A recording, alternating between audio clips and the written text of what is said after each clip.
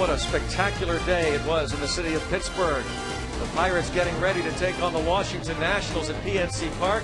Folks coming across the Roberto Clemente Bridge for the finale of this four-game weekend wraparound series. The Buccos and the Nats. The Pirates winning 2 of the first 3 games. This will end their season series against the Washington Nationals, and the Pirates are 5-2 so far on the year against the Nats. Greg Brown and Bob Walk with you. We know, of course, we have a new middle infield. They'll be back at it again tonight. Ronnie Cedeno is the shortstop, Delwin Young at second base, and they provided some offensive punch yesterday. Yes, they did, and I think we know about the one guy on defense. He's going to be very good. The other guy is Delwin Young. He's going to be very good on offense. So they're 2 different players completely, and it's going to be interesting to watch how they perform these last 2 months.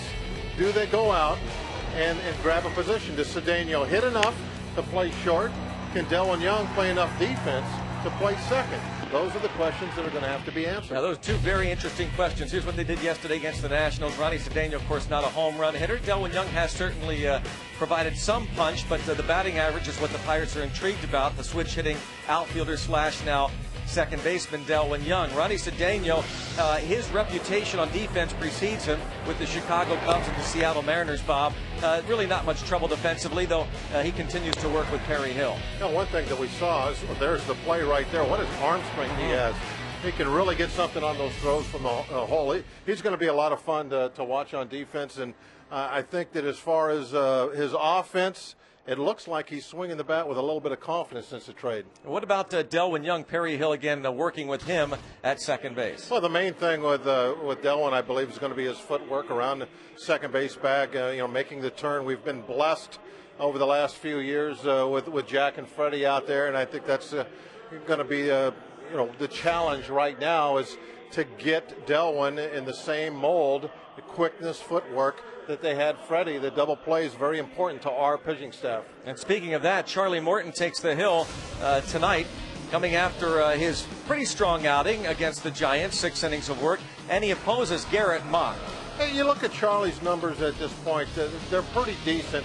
I think we're looking for him to be even better, though, because his stuff can be so electric at times that we think he should just grab a hold of a ball game. Hopefully he'll do that tonight. I really think it's important for this club to take 3 out of 4, and this is going to be for real. It's not just a mock game. Oh, brother, got it out there early. That's good. That's very good. Perry Hill, a very good infield instructor. We're actually going to talk to the Pirates infield instructor during the game tonight. Perry Hill and the Buccos taking on the Nats next.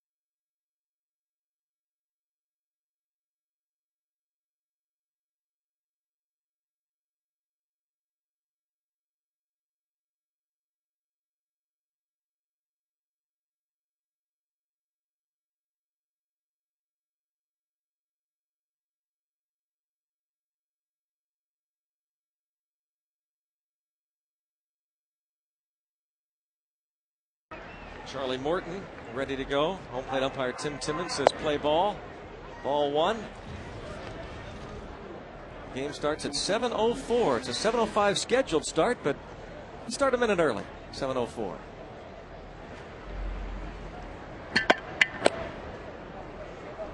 Sorry, boys in the trailer. All the hard work you do. We'll get to it. 2-0 the count on Nyjer Morgan. 0 for 4 yesterday, 3 for 11 in the series. 308 on the season.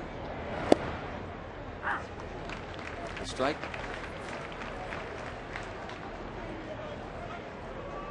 Three homers, 34 RBIs, a .425 on base percentage. Foul off.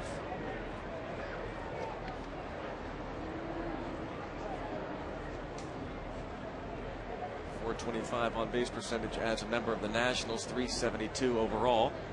So Morton wants to keep him off the bases. Obviously. 2-2 count. And it's full. Quick appeal try by Doman. Mark Wegner, the third base umpire and crew chief, said he didn't offer. So it's a full count. Morgan was hit by a pitch in one of his 5 plate appearances yesterday.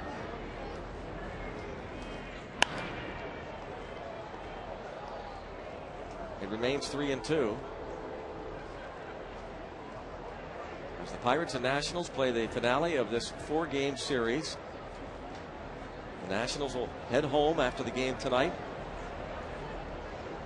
Pirates trying to win 6 of 8 against Washington this season. Out at second, Delwin Young on to first. We check out the rest of Jim Riggleman's lineup, brought to you by Southwest Airlines. You see Nyjer Morgan bounce to second.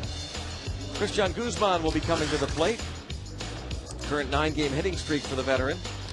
Ryan Zimmerman at third, Adam Dunn, Josh Willingham follow. Then it's Elijah Dukes in right, Josh Bard, Alberto Gonzalez, and Garrett Muck.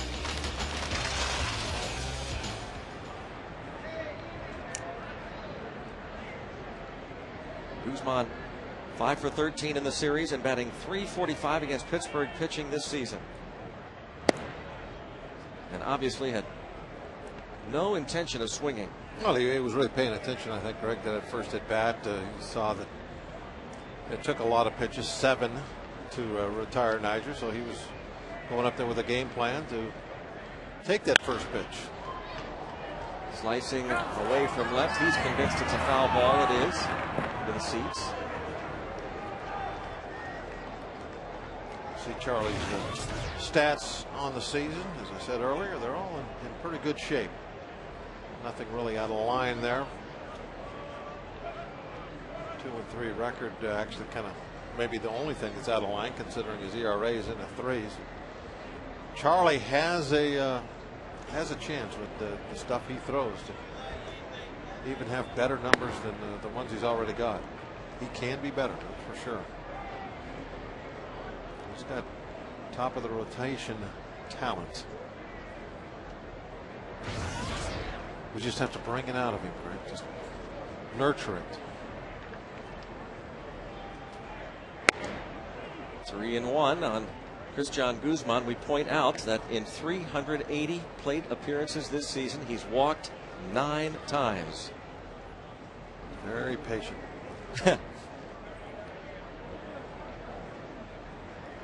Tough to walk him. Well, they went up there with a game plan. Yeah. Open up tonight's Geico quote book from Charlie Morton. Knock on wood, the first innings for me have been pretty good. I think it's just more of getting a rhythm going and getting some momentum going, allowing me to get some outs. It's tonight's Geico quote from Charlie Morton. I'm glad he started off with the knock on wood. That's key.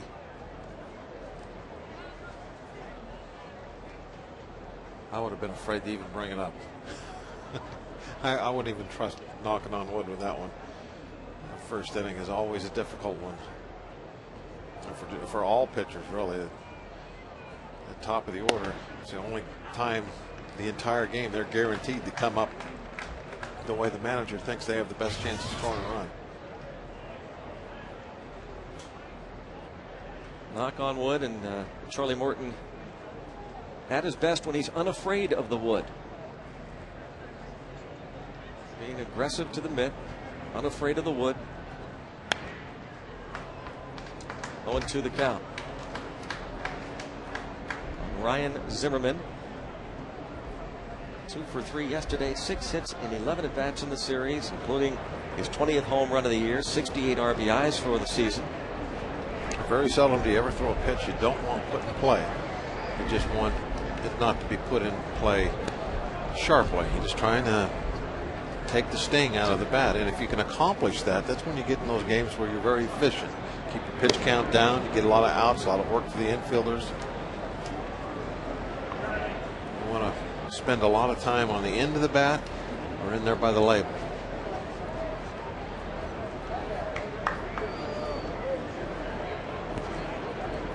Aggressive to the handle.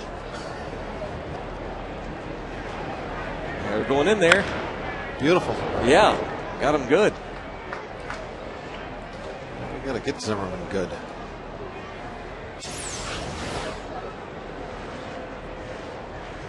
The movement came right inside. He's been wearing us out.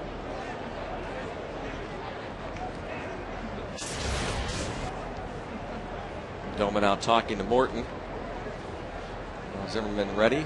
Yeah, you look at their lineup. Dunn bats cleanup most of the time. He's a very dangerous hitter with his power, but Zimmerman is the real good hitter. He's got power himself. Plus, he puts the ball in play much more. I'm near the strikeouts.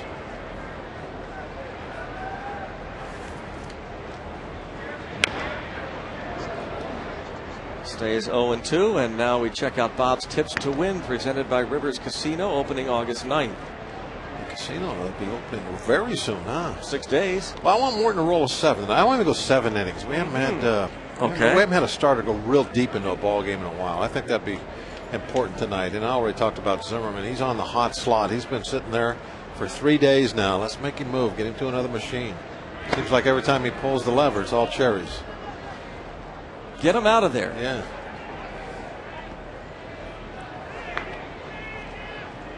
August 9th, huh? For the grand opening. 6 days. This is the 3rd, right? Yep. 2009.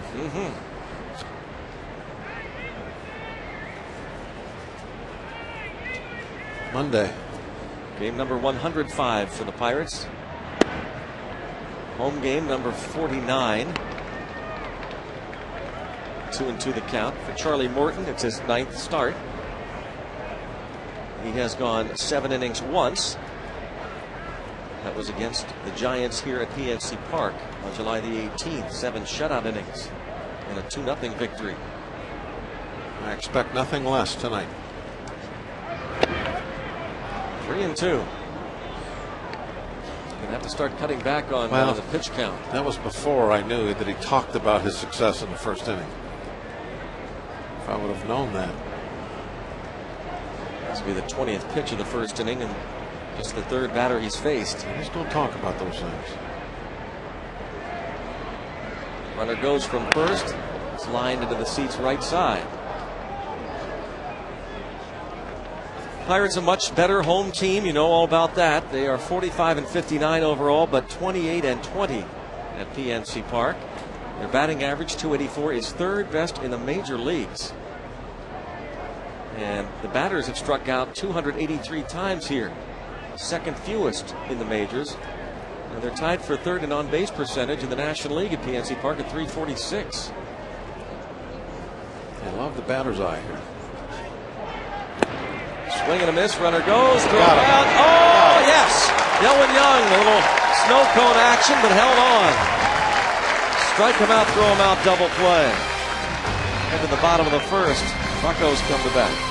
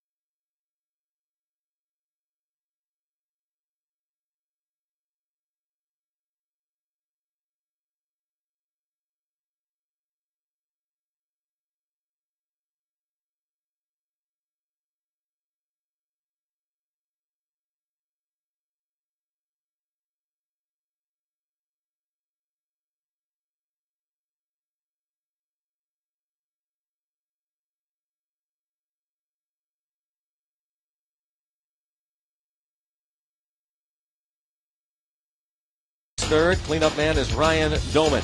Steve Pearce returns to the lineup at first base. Delwyn Young this series, 5 for 12, a double and 4 ribbies.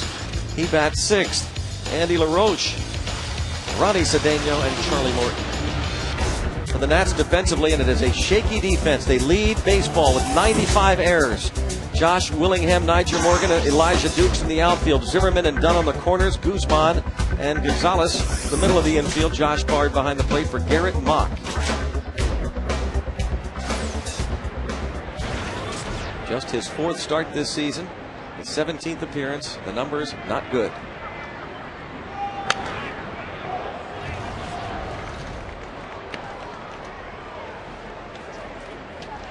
They are Mock's numbers. Looking for a W, isn't he? 0-4.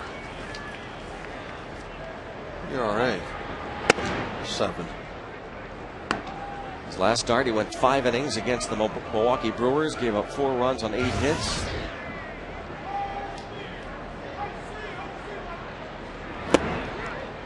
McCutchen can't hold. But that's one thing that really has been meaningless this year is the opposing pitcher's stat sheet. We have beat some of the best and been shut down by some 6, 7, 8 ERAs. It really doesn't mean anything. That's why you got to play the games.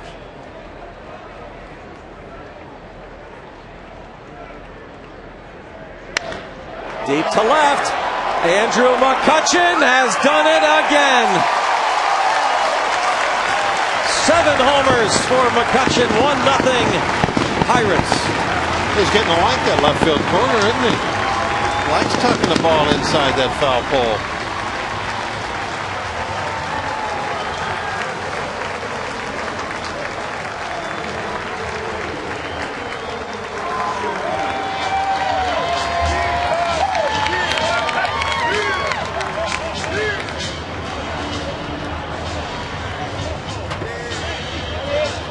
He led off Saturday night's game with a homer and then, of course, proceeded to hit 2 more. He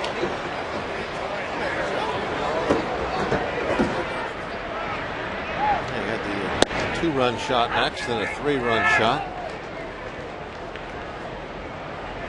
His offensive numbers continue to climb, and fast, rapidly.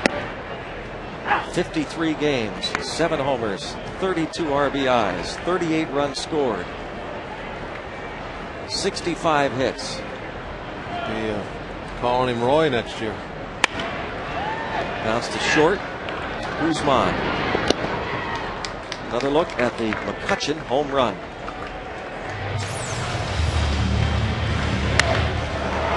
Right there, mid-thigh, inside half the plate. That's pretty much room service.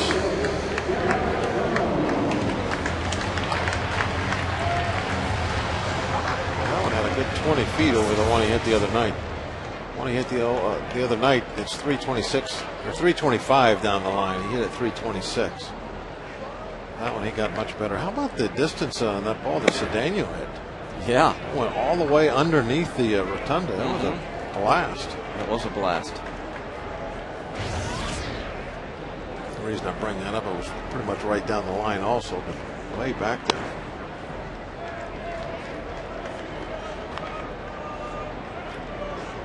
Garrett Jones 0 for 2, but 2 walks yesterday. 2 for 10 in this series. Maybe get Garrett over the fence again. July 24th, his last home run in Phoenix. He's coming close a couple of times since then. Hit a line drive off the top of the wall in San Francisco. Flew out the other night. 4-pitch walk. Deep on right against the trip sign. Garrett Mock is a Houston, Texas native. He is 26 years old. The Nationals acquired him from the Diamondbacks along with left-hander Matt Chico in August of 2006 for Livan Hernandez. Last year, 26 appearances, made only 3 starts. Earned run average 417. And 41 innings of work. Teammate at the University of Houston with Ryan Wagner, former first rounder. Ball 1 on Doman. Looks to snap a hitless string which has reached 15 at bats. 0 for 4 yesterday.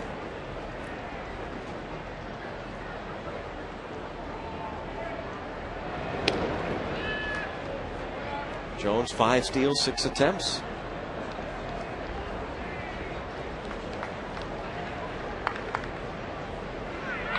Doumit with 5 home runs on the season.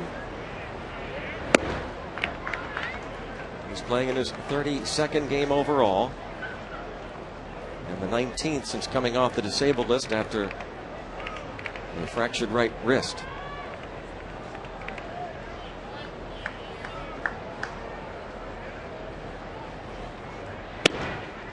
Chico has not thrown a strike now.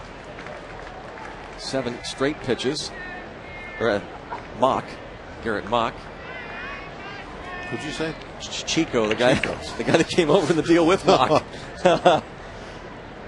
I thought, I'm like, that must be his nickname. Chico. I should have run with that. Yeah, you had me. Talk on it. Had me easy. I'd have been calling him Chico. I haven't learned yet from you. Run with it. Yeah. 3-1 count on Doumit. Throw it out there and push it hard. Yeah. Dare them to question you. Base hit to right. Garrett Jones thinking 3. Dukes has a very strong arm, and it gets past him. And so Doumit takes advantage, going to second. Talking about the errors. 95 errors. That'll be 96 to lead the majors. Doumit able to take advantage of it. I mean, that's the deal. When somebody messes something up, opens a window for you, step through it. Doumit coming around the bag, looking for something that maybe might happen over there. He's able to get himself in the scoring position. Good job. 3rd error of the year on Dukes, and that snaps the hitless string for Doumit. Chance for Pierce to pick up a couple of ribbies, perhaps. When that play was happening, I watched out here on the field looking down. I was watching Garrett, the way he ran from second to third. And sometimes you get a picture of somebody striding and you get like a flashback. It looked like Sid Bream before he hurt his knee. Sid was pretty fast before he hurt his knee. He was very athletic. And you see a big guy with a long stride, and it's just like, wow, there's a young Sid Bream running around the bases.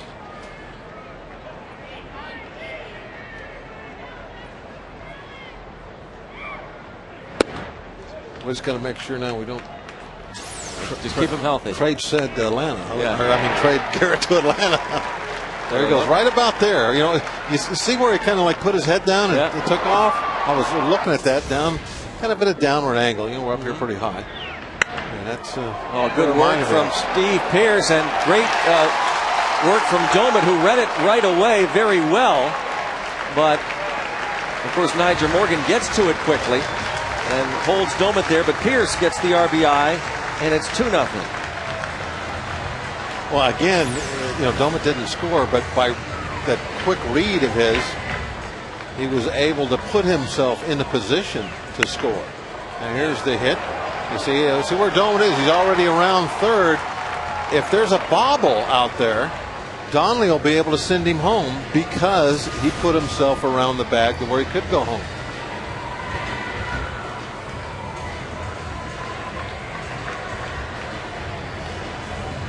Doumit, base hit, put to second on the air, and goes to third on the RBI single from Steve Pierce. 1st and 3rd, and the visit by Steve McCatty, the pitching coach.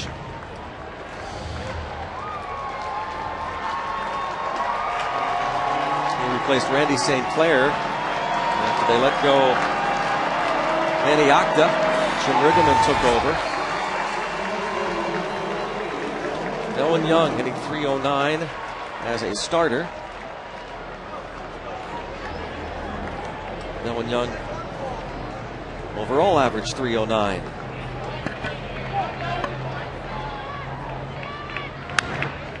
Ball fouled back.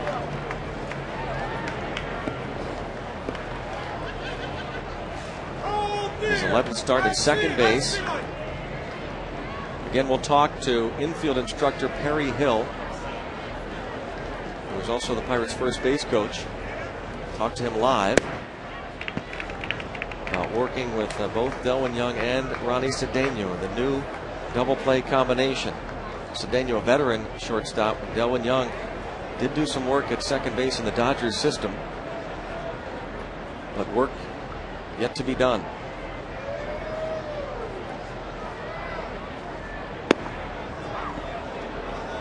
It's 1-2. Ronnie Cedeno in the hole. Andy LaRoche on deck. Young hitting .324 from this side of the plate. Shortstop comes in. A quick flip to second. Nicely done by Guzman to get Pierce, but Pirates pick up another. The ribby for Young is his 26th. Domet scores 3-0. Hey, that was a good job by Guzman. A lot of shortstops, I think, would have just taken the sure out over at first base. He decided to get the lead runner. Erase the runner from scoring position. Not bad. No chance at home. Easy play at first. He took the medium play. 3-zip. Batter Andy LaRoche. Ground ball to third. Zimmerman will throw to second for the force there. The Pirates send 7 to the plate against Garrett Mock, also known as Chico, and McCutchen, the leadoff home run.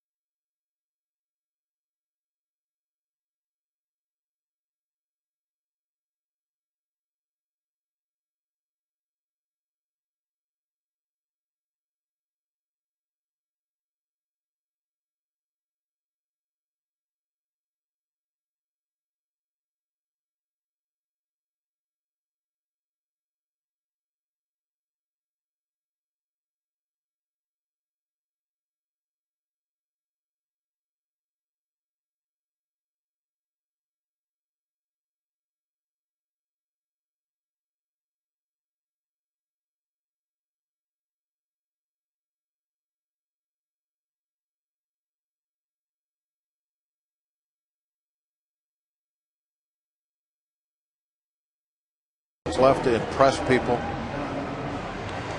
And I thought when he got called up, I was a little like, I wish he would have got up here earlier. But now I'm starting to think the way he is off, the start he's off to, does it matter? The others that he will be chasing in the Rookie of the Year Derby: Colby Rasmus, of course, for the St. Louis Cardinals; Gerardo Parra of the Diamondbacks; Casey McGee will certainly get some votes, the Brewers rookie; Dexter Fowler of the Colorado Rockies. I have to say that those are probably the front runners right now, and McCutchen. McCutchen just is speeding past other potential Rookie of the Year candidates. Strike one on done. This recently found power, if that was to continue, it could turn into a runaway. I mean, I still don't believe, especially just by looking at McCutchen and looking and see how he's played in the minor leagues, I still don't believe he's a power hitter. But who knows? Yeah, I can see a 20-25 home. I don't think that's out of the question. He's hit, let's face it, he's hit 7 in 50 games. He's hit 4 in 2 games. Yeah, see, that's the thing. Somewhere in the middle there, perhaps, is where he's going to be at. I'm thinking 15 to 20. Okay, I'm going to say 20 to 25. So we're not that far apart. Usually we're further apart than that. I know. kind of surprised by that. All right, I'll go. That's right. I don't like that's not as much fun. I'll say he's 30. Okay, there you go. Just so we can argue. Swing and a miss. Adam Dunn striking out for the 7th time in 9 at-bats in the series.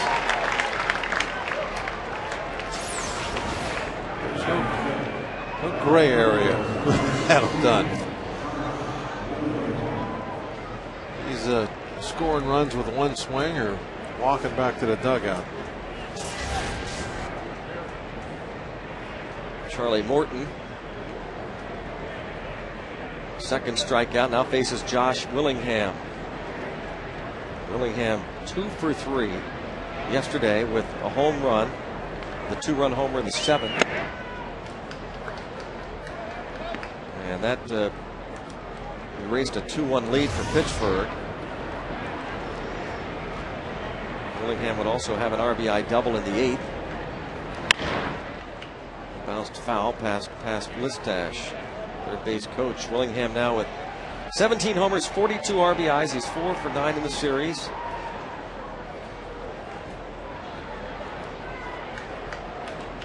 He's walked 3 times and has been hit by a pitch.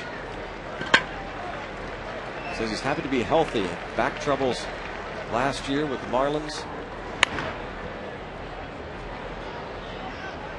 Been on a nice little tear and says he really can't explain it. Glad I'm in there every day, just trying to simplify everything, get a pitch to hit it. Don't try to think about it too much. Yeah, 3 more home runs. They're going to have 3 guys in their lineup with 20 or more. Not bad. He said his back has been good. Marlins need to fix their pitching. That's what they're going to work toward next year. Decent lineup. They could score some runs. And they've got the makings of a decent rotation, one would think, if you look at the making. John Lannon. They have some talented young arms. That's Greg for sure. Stammen. And if they sign Steven Strasburg, that's the big key for them, of course. #1 pick in the country out of San Diego State. And that deadline coming up in the middle of this month to get him signed. That won't be easy. But what that will do for this franchise is, who knows? Jim Riggleman, we said, took over about 3 weeks ago from Manny Octa. The key for this Washington Nationals franchise will be to sign their #1 pick. So much riding on it. I mean, as long as it's not something outrageous. I think they have to be willing to walk away from that too. If Strasburg just won't listen to any kind of reason. That's hit hard into right center field, and Jones tries to make a sliding stop, can't, so that'll cost him an opportunity to hold Willingham to a single, though it started out looking like a sure double. If he slides and picks it up, it's probably still going to be a double, but at least they would have had some kind of play at second.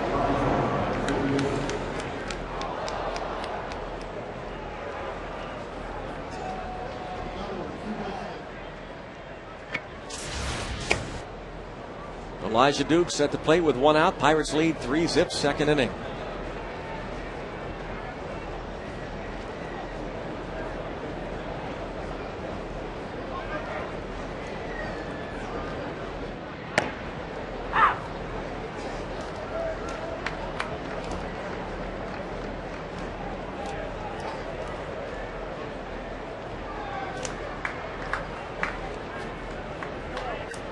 On Elijah Dukes, 2 for 11 in the series. Came up the other day from AAA Syracuse for his second go-round this season, and the ball gets away from Gomit, and that allows Willingham to trot down to third.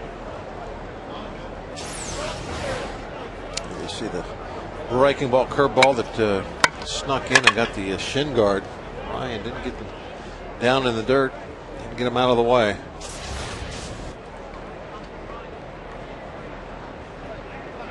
Duke's one of those players, Greg, that are just standing up there. He looks so strong, like he could hit the ball over the scoreboard.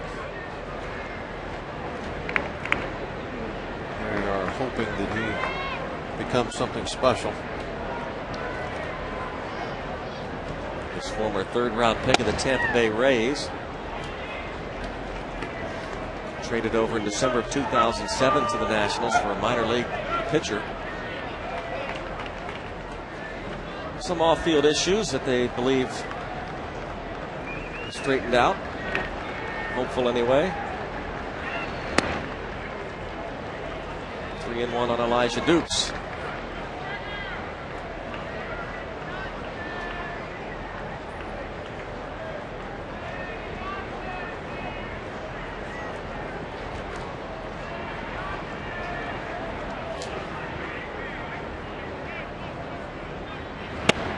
And the strike call.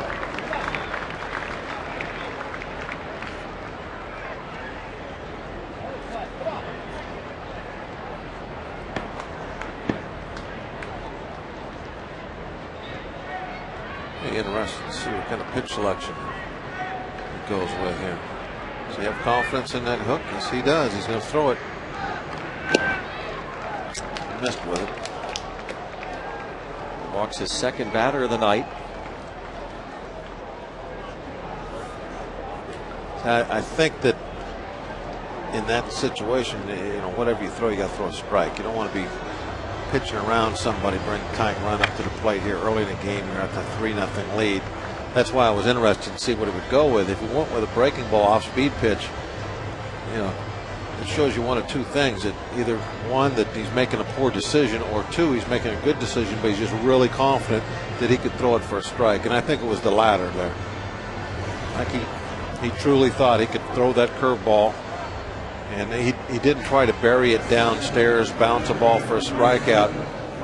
It looked like, by where the ball ended up as far as above the knees, that he was trying to throw it where it would come down about mid-thigh. Just putting a wrinkle in it, not wanting to give in, throwing the fastball.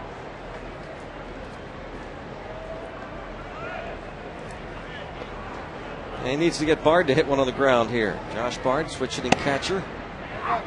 Takes a strike. Will Nieves caught yesterday's game for the Nats. Bard 2 for 9 in the series, hitting .255 on the season. Runners at the corners and 1 out. A 3 spot on the board for the Bucs in the first.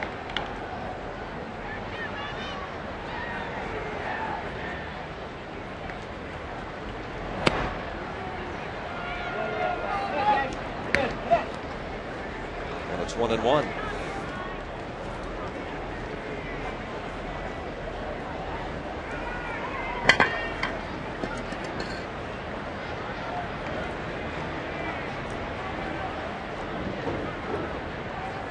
Infield at double play depth. Headed up the middle. Diving stop, Cedeno to Young. Hey! How about this new double play combo? Ronnie Cedeno. Cedeno has that reputation of being an outstanding glove, and we've already seen that numerous times. What a play, what a turn. And the Nats do not score.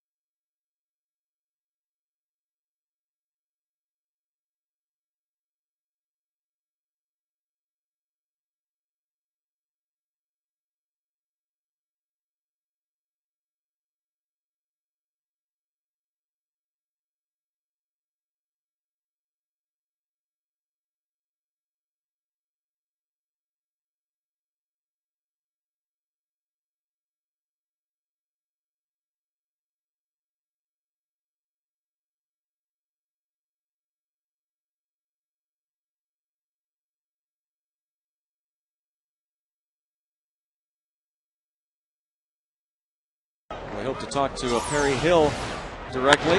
Look at this.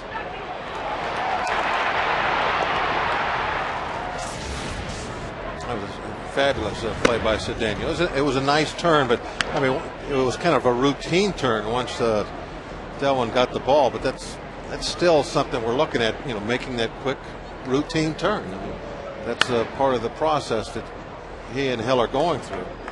So Cedeno, fantastic dive. Look how he flat out diving, the shovel toss. I mean, even though that's routine, that's exactly what Perry Hill's been working on with Delwin Young. The routine turn. Yeah. That's the one. Add some quickness to it. Get the footwork right. Because he has been a little slow out there a couple of times. Delwin has been, and he's been put on his back a few times. And I guess that comes with the territory. But you like to minimize that hard contact if you can. Here it is one more time. That ball hit very sharply through the middle. It was Dukes who put him on the ground in the second inning yesterday. Elijah Dukes, and he was trying to do the same thing. And Dukes slides very late, very hard, and he's a big man.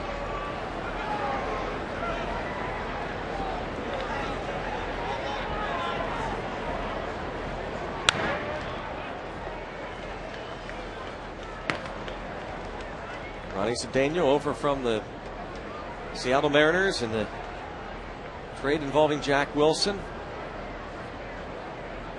Venezuelan native. Reaches out, and the ball caught by Gonzalez. I'm going to take a look at what was going on earlier today. There you see Perry, and this has gone on just about every single day with Delwin since the trade. They were doing it a lot before the trade, but it's really been something that it's almost automatic now. Every day you've got to come out. We've got to talk about this. See Gary Varsho, the bench coach, acting like Elijah Dukes or anybody trying to slide in there. Here's Delwin Young. And Perry Hill. You have a bat like Delwin's Young, you got to get it in there on an everyday basis. He has to have position. Adam Dunn, position has been the question for him most of his career in Cincinnati. A lot of people have said he'd be a perfect DH. And they were right. All those people. Charged with his 13th error.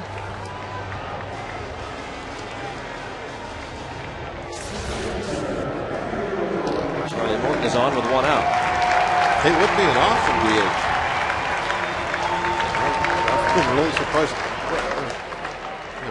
When he signed the contract, I was shocked that somebody in the American League didn't come up pretty big with the long-term contract for Dunn.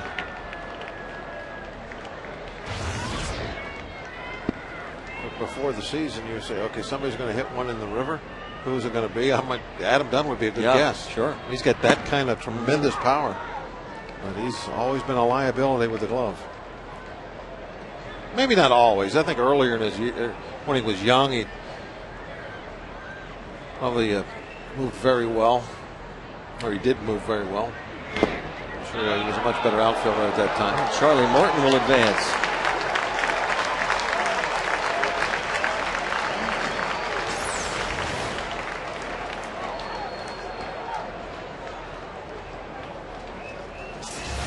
How did that ball get back? It looked like it came up and got him in the chest protector and still got behind him. Must have had his body a little at an angle sideways, so the ball went off to the left instead of back out front. Oh, brother. Morton thinking, hey, be ready. Josh Bard.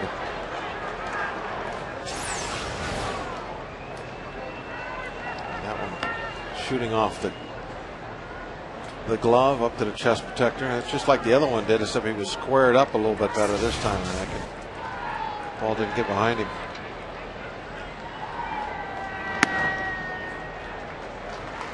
Obviously didn't want to throw a fastball and catch him. Yeah. Which loves them. He passed very, very careful.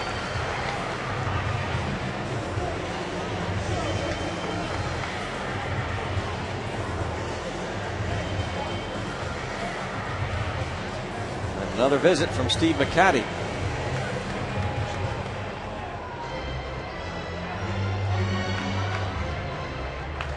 This Thursday, the Pirates take on the Arizona Diamondbacks. 7:05, T-Shirt Thursday. All fans get a Pirates T-shirt sponsored by LaRoche College whenever they enter the ballpark. For tickets, visit Pirates.com or call 1-800-5-BUCKS. Jesse Chavez showing you what it'll look like. That's coming up on Thursday night, 7:05, right here at PNC Park. T-Shirt Thursday. Courtesy of LaRoche College. Runners into first and second for Lasting's Millage.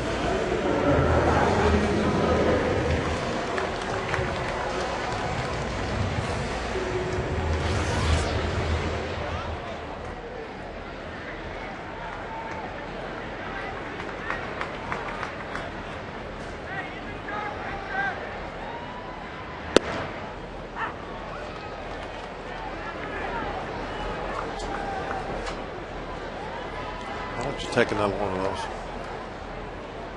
No, he won't take another one of those. If he gets that, that one down to knees. That's not the one he wants to swing. That first one, though, was right there for him. This breaking ball, much better location than the first one.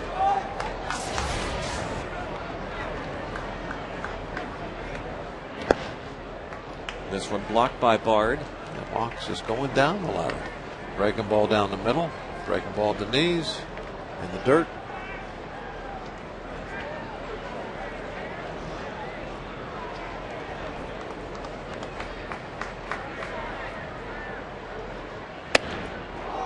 Struck him out. That's right out of the book of pitching right there. that at bat. Breaking ball down the middle for strike one. Breaking ball at the knees. Breaking ball in the dirt. Fastball in the hands for the strike three. Right on the handbook. It's on page 6. Huh.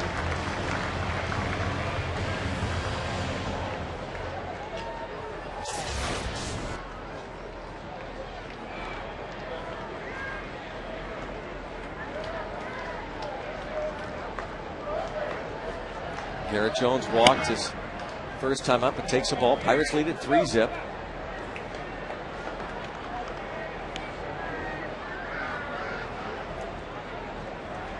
Come on, Garrett. We need a long one.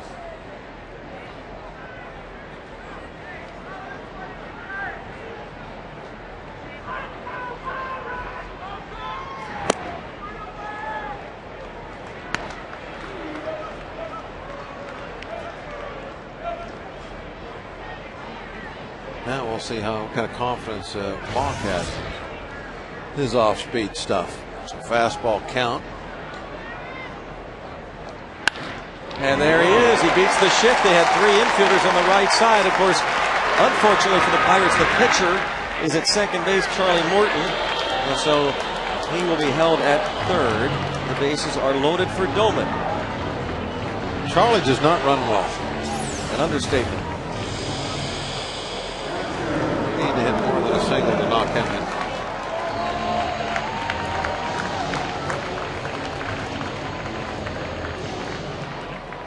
McCutchen, I think, touched second, and Charlie was still about 3 steps from third.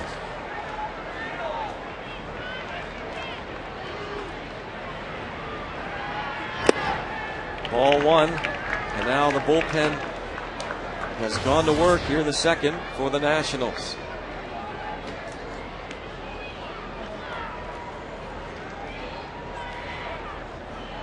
Tyler Clippard. Ground ball to Dunn. Pirates will leave the bases loaded. And through 2, still lead at 3-zip.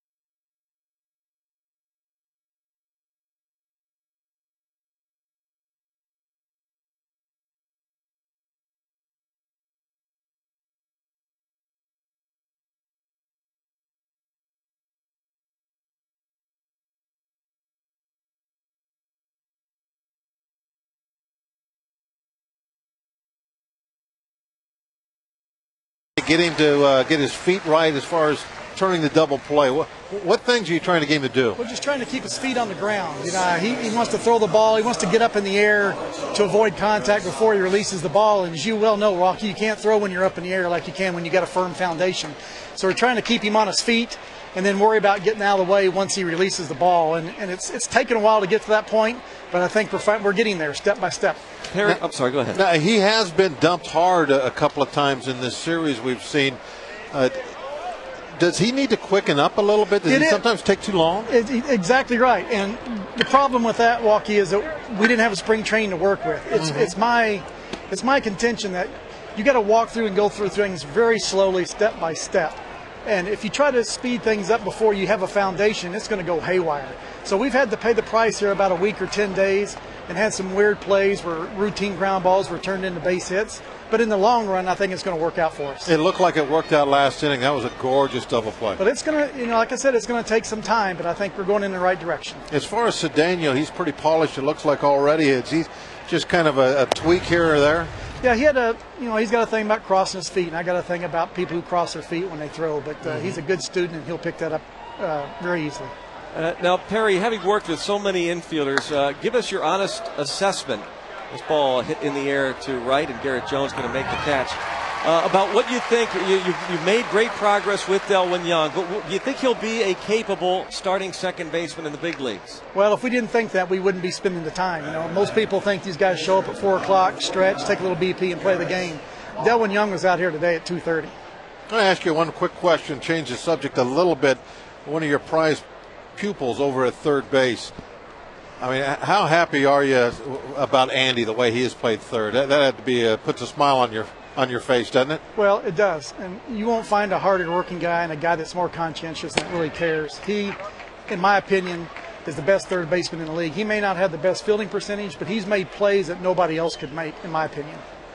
Well, Perry, I tell you, the Pirates are so lucky to have you. We said that from day one, and the Pirates wouldn't have gone this far. The Pirates probably wouldn't have acquired Delwin Young if they didn't have Perry Hill as their infield instructor. That's how important you are to this organization. I doubt that, Brownie. There's a bunch of guys out there. I've talked to enough people, and you've got the reputation. Thanks so much. We appreciate your time. My pleasure, Brownie. Walkie, thank you. Thank you, Perry. Perry Hill, the first base coach and infield instructor. The Pirates had thought about Delwin Young well beyond just a pinch hitter. They thought that he, of course, had played a little bit of outfield and very little infield at the big league level, but they felt much better about picking him up, knowing that they had Perry Hill to work with him.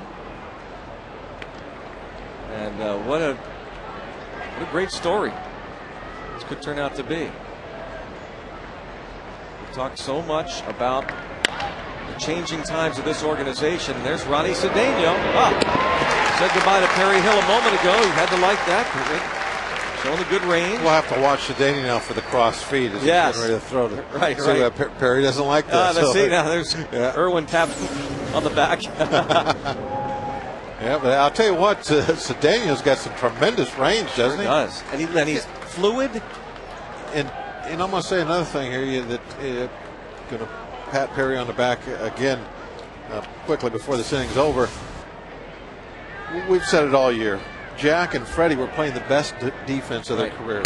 We're talking them up for Golden Gloves. They were outstanding, and that went into their trade value too. Yes, absolutely. So we don't get the package of players back we got without Perry Hill, because I mean he did fantastic work with both those guys on their defense. And speaking of D, McCutcheon, a good jump on the liner. Now let's go hit. Let's go hit now. Good idea. Thank you, Perry Hill.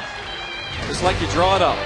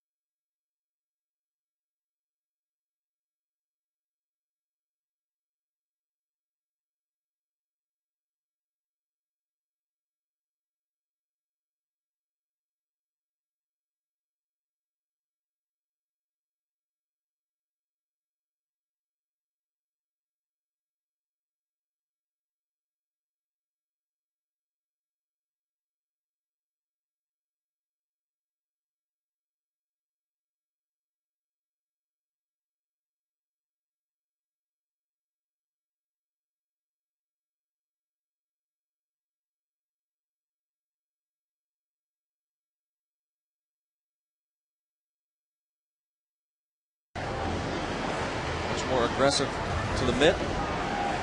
That way, Chuck. Put the ball in play. Thanks again to Perry Hill. Good timing. A chance to see one of his pupils, Ronnie Cedeno, make a fine play.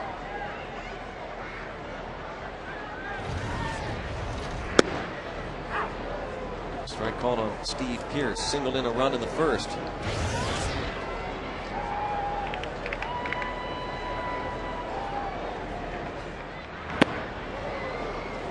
Hey, Greg, what do you think is the hardest position on the field?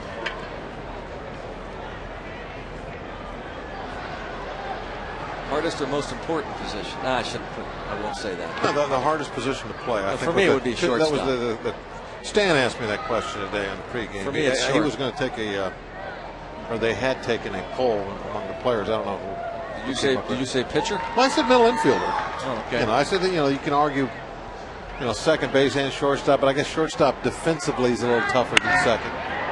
Oh, a little Olay, and nicely done by Zimmerman. He's all right. Yeah. Zimmerman, every time we see him play, every time we play the Nationals, he goes up the ladder as far as I'm concerned. Third baseman. I'll tell you, Steve Blass, I think, had a great comparison yesterday on the radio side regarding Ryan Zimmerman, who's just 24 years old. Looks like a young Scott Rowland. Big frame and just getting better and better defensively at third base. Strike called on Delwyn Young.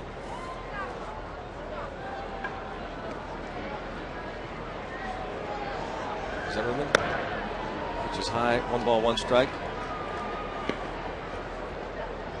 By the way, they say Scott Rowland's going to be okay. He was hit in the head by a pitch last night. Now with the Reds. Delwyn Young picked up a ribby. The fielder's choice in the first inning.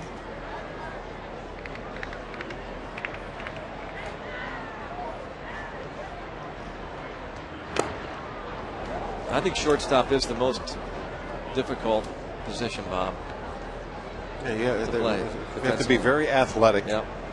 And then, also have to, there's a ton of stuff mentally. You're running things out there in the field.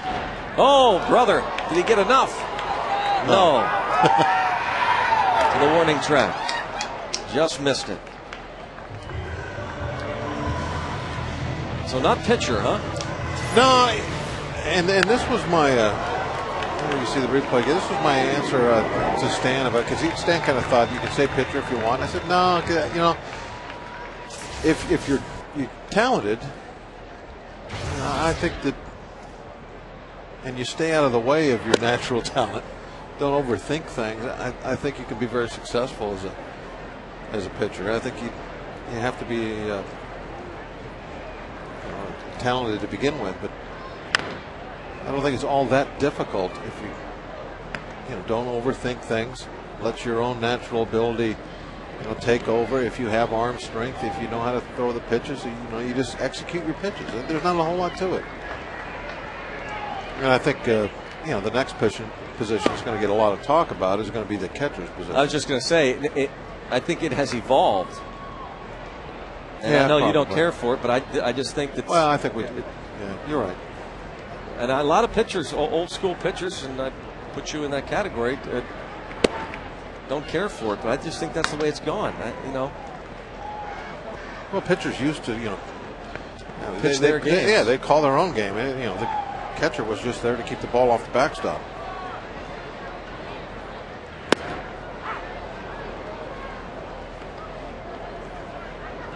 It's getting to the point where the catcher has so much responsibility for so many teams.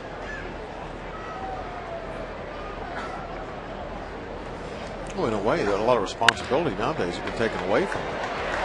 Base hit.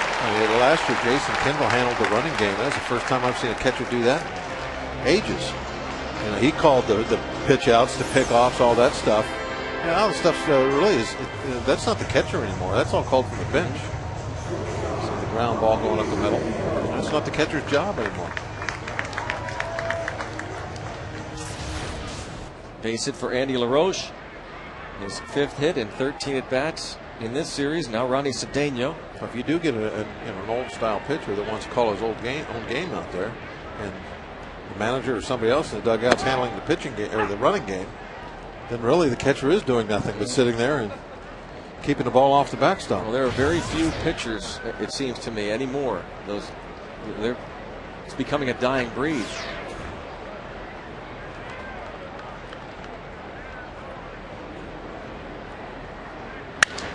Broken bat. One hopper. A force at second.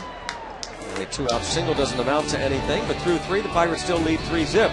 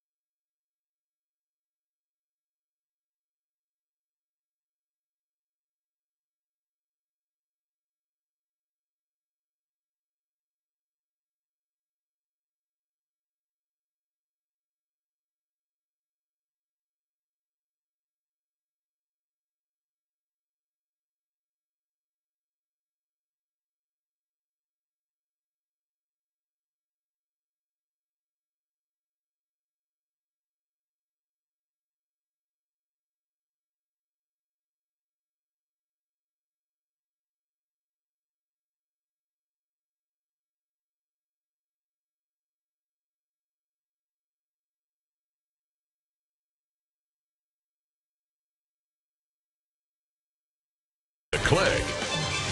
And by Aflac, we've got you under our wing. Welcome back. Pirates lead 3-0. Aflac trivia question time.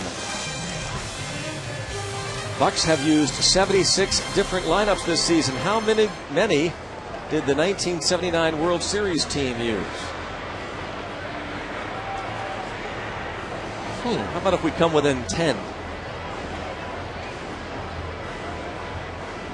Well, there's a formula to figure that out. Yeah? What do you got? Start figuring. What was the question again? How many did they use and win? 79?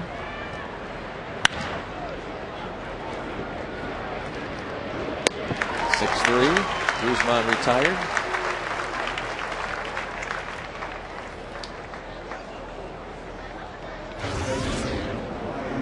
So in 79, let's see the formula. Something to do with the manager. I can't remember now how that goes.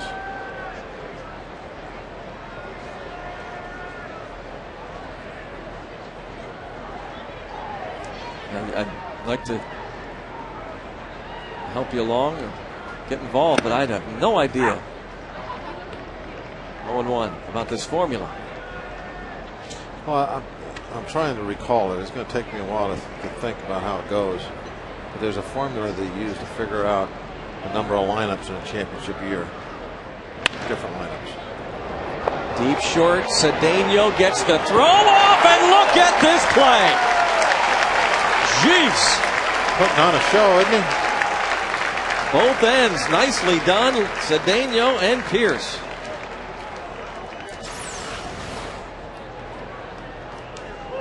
Look at that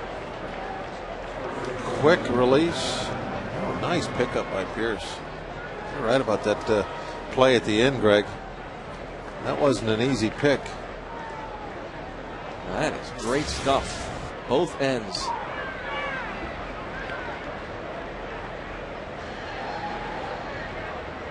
Think he likes it? Adam Dunn struck out in the second. shift on for him as Delwin Young plays several steps onto the outfield grass. Cedeno almost behind second, and you can see Andy LaRoche playing the shortstop position for Dunn. Dunn is 2 for 9 in the series. Didn't play yesterday.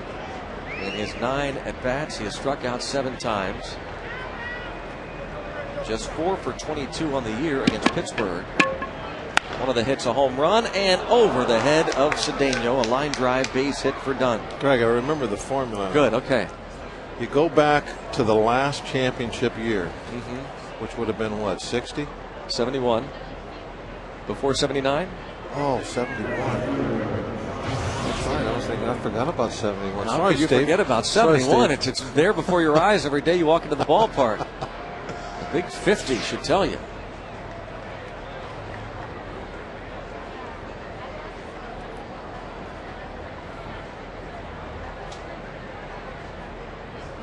The World Championship banners.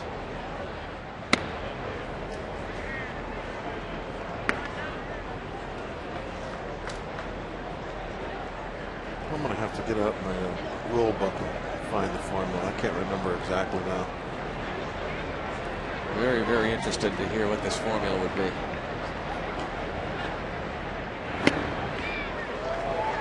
One ball, one strike now on Willingham. Who Oh, doubled. yeah. Now I remember what it is now. Yeah. You go back to the last championship, and it was 71, as you said. And you come in first. You were the first. So you add 1 to the number, which would make it. No, that's not the way it goes either. I just can't figure it out. Here. Can't think. Let's see. Carry the 1. So you say 1971.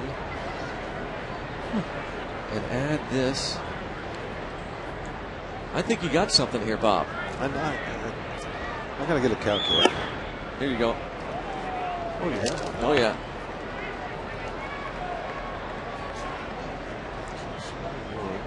Championship teams. The formula. What is it? Numbers. Crazy numbers. Now I've forgotten the question. Ground ball to short. You've done a nice job of stalling, Mr. Walk. 6-3. We'll be back with the answer. That's right. And Bob will get it right. I promise.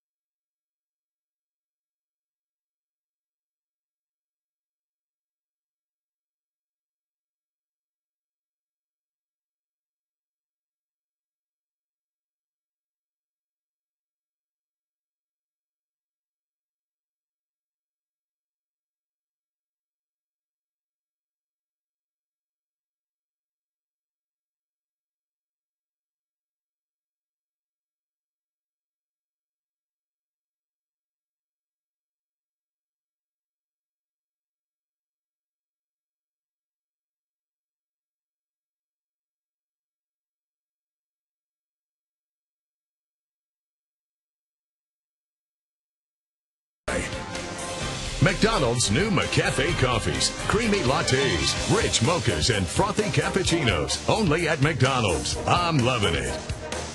And by Day Automotive, we're going to make your day. Strike on Charlie Morton. I got the formula, by the way, Greg. Okay. Okay, now this is how many lineups you figure out that they used in '79. You take Chuck Tanner's number, which was 7. You go back to the last championship season, which was '71. You subtract 7 from 71. What's that give you? 64, right? And how many teams were in the playoffs that year? 4. So you add 4 to 64, and you get 68. And that's how many lineups they use, 68. That's the formula that I remember. It makes sense. Base hit for Charlie Morton, his second hit in 14 at-bats this season. A solid single to center. Dangerous base runner to have lead off. Yeah, you're right. So anyway, back to the Aflac trivia question. Formula says 68. We'll check it out. 76 different lineups this season. How many did the '79 World Series team use?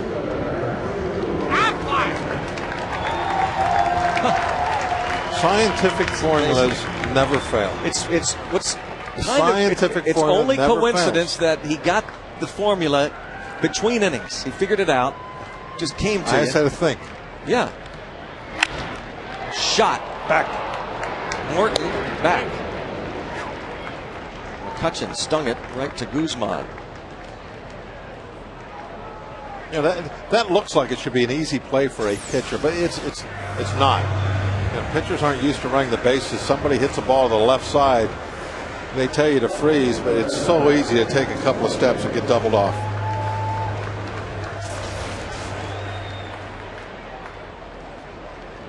Garrett Mock into the 4th inning now. He was on the ropes in the 1st. Oh, look at Zimmerman. Wow. Wow. Well, we can't say anything more about Zimmerman. We're just going to have to let this one go. Look at this play.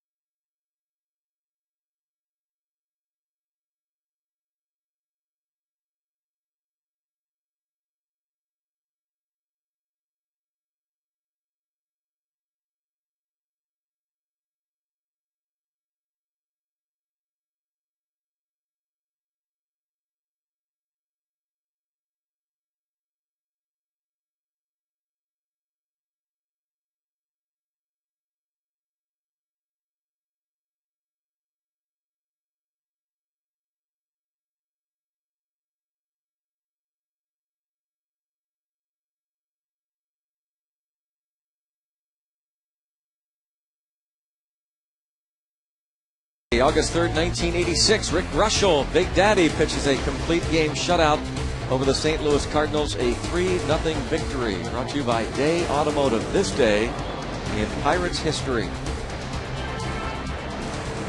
Take another look at the play here that Zimmerman starts. Zimmerman, falling backwards, throws a bounce pass. Just kind of an over-the-shoulder blind toss. A beautiful long hop, belt high, right at second base.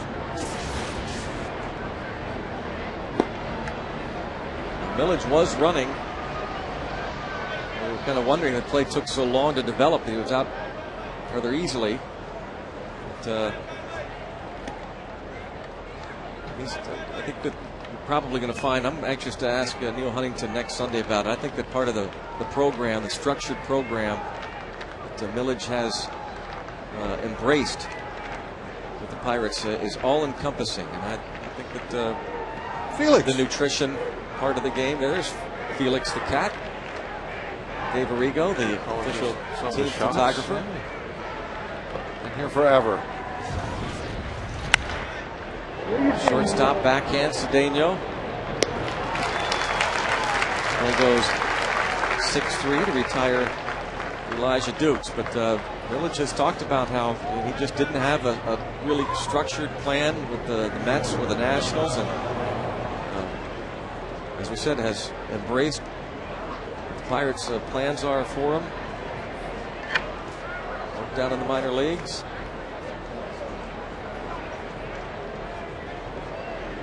Pirates are trading Niger Morgan and Sean Burnett to get Millage and Joel Hanrahan. Pirates believe that with the programs they have in place, and there's a nice backhand play by Pierce to get Josh Bard 2 up and 2 down. That Millage will blossom. Bob was talking about the talent, bringing the talent out. Talent is still there, the Pirates believe, for Millage. And Pierce makes that fine defensive play. So we'll see. That's what's going to make this rest of the season so interesting. Players like Millage acquired and Cedeno. And everybody, too, is being pushed. Because there right. are a lot of options. That's right. No handouts. No more scholarships. Yeah. Boy, the Pirates made that emphatic statement by suspending Brian Morris the other day. That one of the pitchers and maybe the prize prospect in the 3-team deal involving the Dodgers, Red Sox, and Pirates last year. You got Brian Morris part of that package. And he was pitching after missing the first couple of months with an injury this season at Lynchburg, and apparently did some things that angered Pirates management. He was suspended. Ball bounced to first. Nicely done. 5-pitch inning. Well, Bob said lucky 7 for Morton. 2 more to go.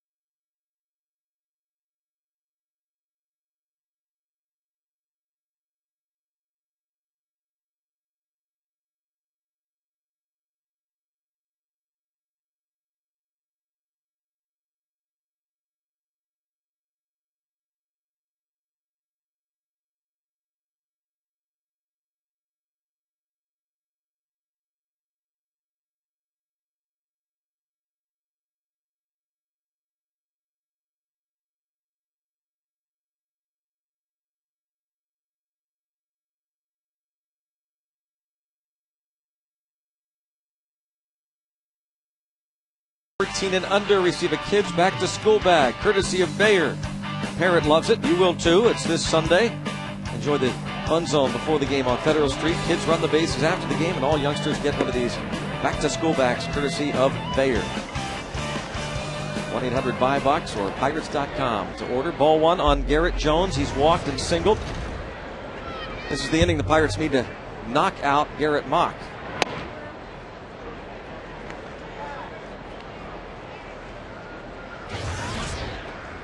I'll agree with that, Greg. I get uncomfortable when we score early and then sit on a lead. A couple innings in a row without putting up anything, that's fine, but you want to add a little bit here and there. Even just a run, one run this inning would be fine. It probably wouldn't knock him out, but make you feel a little bit better. You got a shot of the. And he walks Jones, and he's due up first in the 6th inning, so he could make it his last frame for sure. It's not already. 2009 Pirates baseball on FSN Pittsburgh, brought to you by Southwest Airlines. Southwest Airlines is ready when you are. Go to southwest.com, grab your bag, it's on. Doumit frustrated by hitting into the ground ball, the grounder to Dunn to retire the side in the 2nd with the bases loaded and 2 outs. But he singled and scored in the 1st.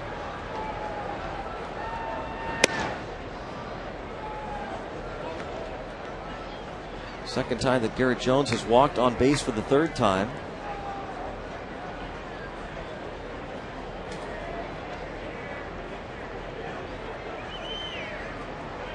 There's the call. Randy Knorr, the bullpen coach, answered the phone. And 2-0 on Doumit. Tyler Clippard was up earlier, and he's up again, and now this will be a slow walk to the mound. Steve McCatty, the pitching coach. This is to get Clippard ready for the next hitter.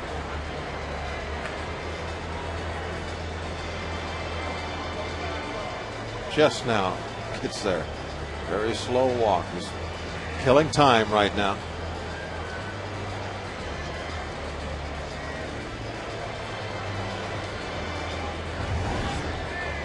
John Russell and his wife Jamie are going to host Fabulous Casino Night on Sunday, benefiting Pirates Charities and the Alzheimer's Association of Greater Pennsylvania. John and his wife Jamie are going to host it, sponsored by Wheeling Island Hotel, Casino and Racetrack. 7 o'clock in the Lexus Club here at PNC Park. Many of the Pirates players, their wives will be in attendance. $150 per person, includes hors d'oeuvres, dessert, beer and wine, casino games with play money that'll win you great prizes. Contact Michelle Mejia to reserve your spot for a casino night. Get $500 worth of play money, Sonny. Pirates Fabulous Casino Night, 412-325-4969. 412-325-4969. I'm betting the Parrot will be there.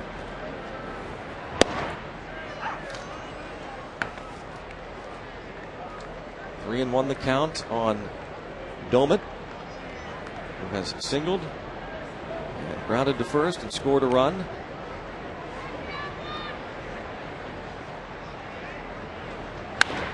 Bounces this ball under the glove of Dunn and past the outstretched glove of Gonzalez. First and second.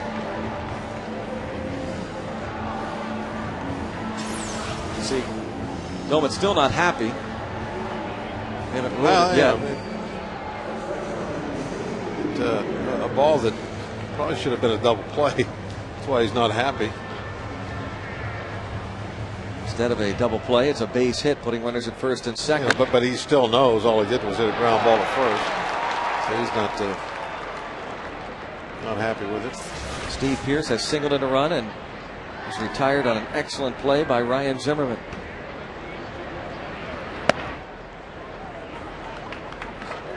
Garrett Mock is getting closer to that dugout. I would have thought that he wouldn't get a chance to pitch to Pearce if he gave up a hit. I'm surprised. Well, of course, it was a double play ball. Yeah, it was. But there went my theory about him killing time. Yeah. For the visit. I thought that they were just going to waste a little bit of time, make sure that bullpen was ready to go and make a move after a base hit. Big 2-0 pitch. Got the strike. Yeah, breaking pitch 2-0. Oh, look who's waiting. That's Abe, isn't it? Yes, it is. Abe Lincoln. Yes, sir. President's ready to race the pierogies. 4th straight game. We'll have the highlights when we come back. Sure will. Strike 2-2.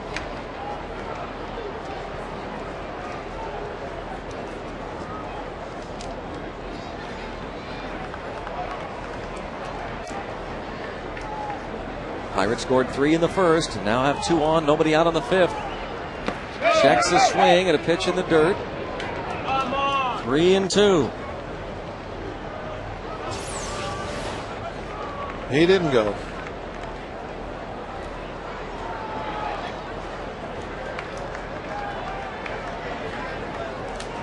They threw you a 2-0 breaking ball.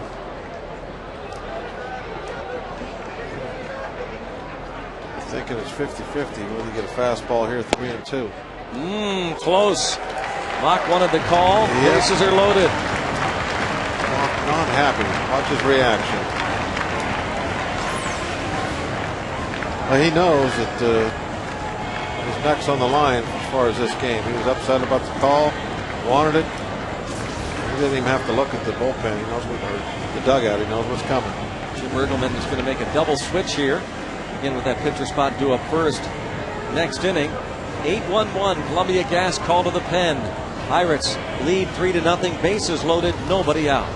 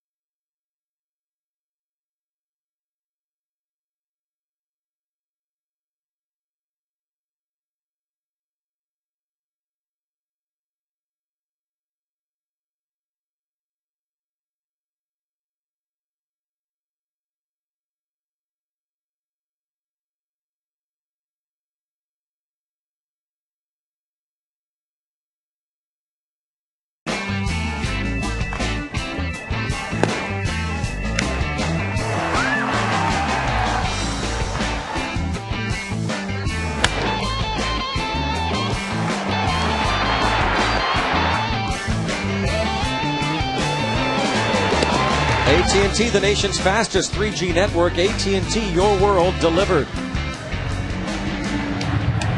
Anderson Hernandez will play second, and he will hit in the 9th spot of the order. The new pitcher, Tyler Clippard, placed in the 8th spot, and the bases are loaded. The infield is in.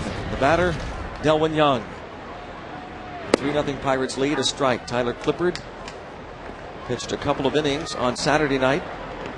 Gave up 1 run, the home run to Andrew McCutchen, one of the 3 he hit that night. No, Greg, you've always been someone that gets what he wants.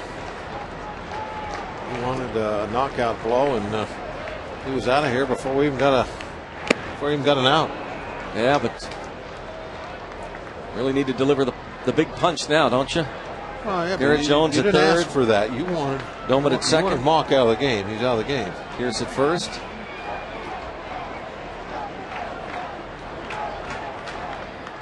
You're like the guy talking to the genie for the 3 wishes. You asked for the wrong thing.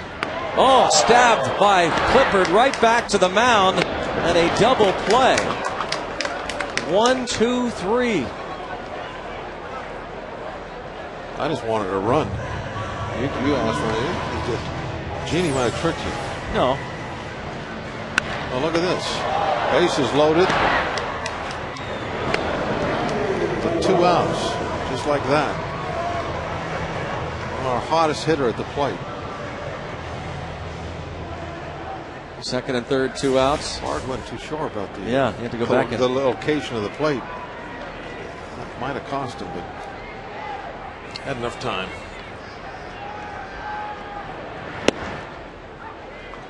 Strike on Andy LaRoche.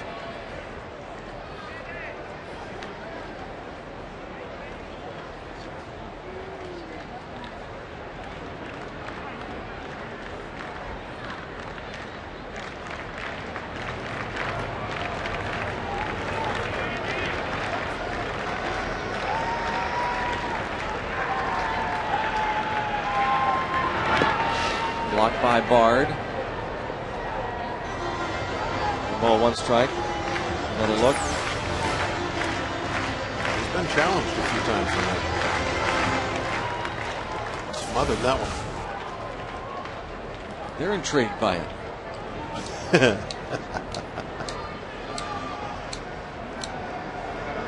like the Presidents have taken a spell or 2 on the warning track. Yes, they have. They're getting a little on the grubby looking side.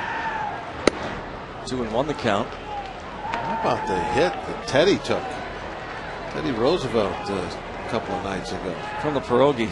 Yeah. That was Potato Pete, I found Potato out, huh? Pete, yeah. Came out of retirement. Came out of retirement and just laid him out. Right there in right center out of nowhere. We didn't even know it. Cue shot. 2-2 on Andy LaRoche.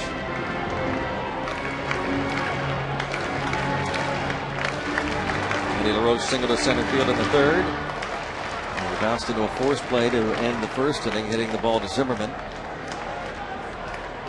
Dolmet now at third and Pierce at second.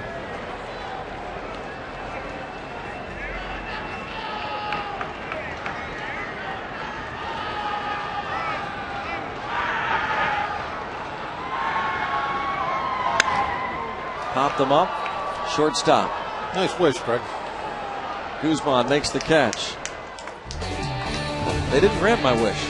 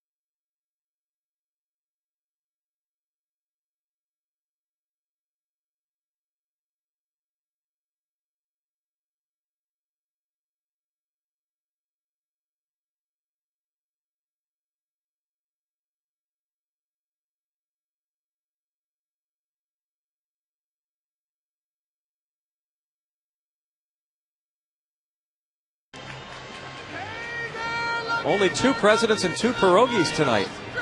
Yeah, definitely we had a skeleton crew. Yeah. Cheese Chester wins easily. Oliver Onion comes in second. Abe, a little slow, and then George. He came out fast, but ran out of gas. Well, watch George Washington here at the end. He's tired. Talking about tired. How about this? Oh. Bang. Oh. There was no Teddy tonight. No TJ. Oh, my, what a George. mess. I think he skinned his knee, too. George was hurting there at the end.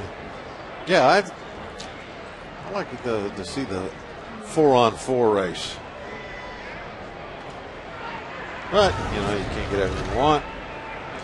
Greg proved that you have to Be careful what you wish for. I wish you hadn't agreed with me. That's what bothers me. If we just kind of let it go. Yeah, You had to push it. You wish to have the Knockout. knockout mock. Yeah. And you agreed with me. No, I said, well, I don't care if the knockout mock. I want to run. That's what I said. We can play the replay, I'm sure. Sure we can, and we will. You asked for it.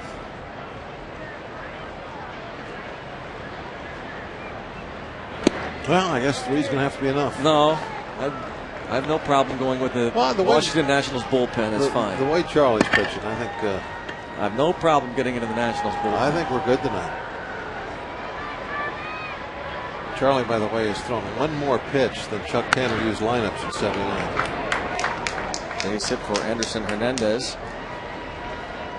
His pitch count is in good shape.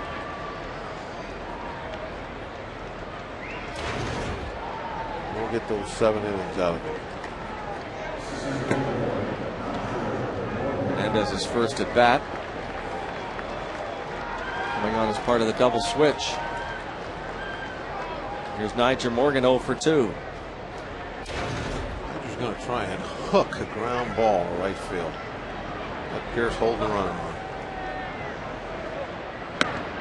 That's just fake. He's taken all the way. He knows Andy's all over him.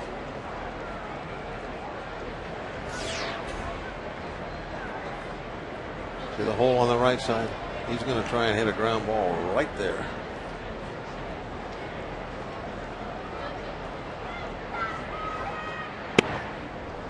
One ball, one strike. Nyjer Morgan, 3 hits in 13 at bats in the series. Has bounced to second and lined out to center.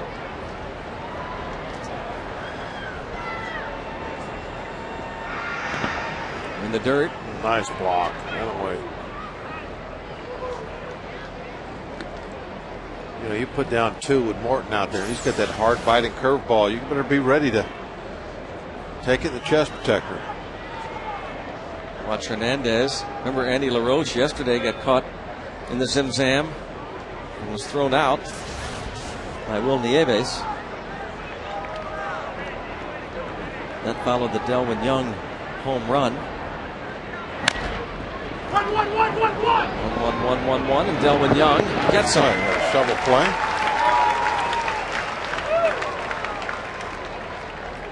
Nyjer didn't have enough steam on the ball to get it through that hole.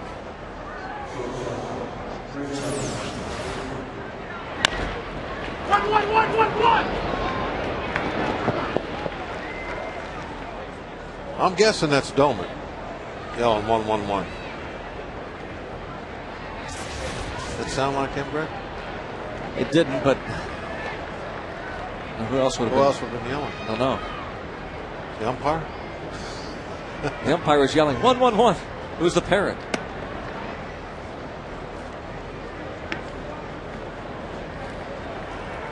Yeah, it didn't really sound like Ryan, but it's got to be him. Yeah.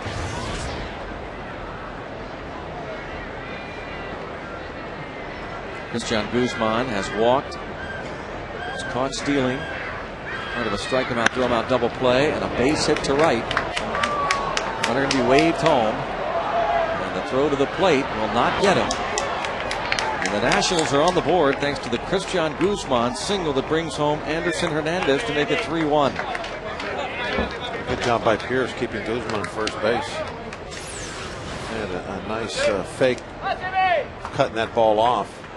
Drove Guzman back to the bag. Guzman hustles to first base. He's around the bag. He's in position to go, but Pierce acted like he was going to catch it and run to the bag. Man, his good speed gets in pretty easy. Guzman, a 10-game hitting streak, and here's Zimmerman. He has struck out and bounced into a 6-3 putout. This throw to first base. Guzman returns. That the 6-3 putout, nicely done by Cedeno and Steve Pierce in the 4th inning.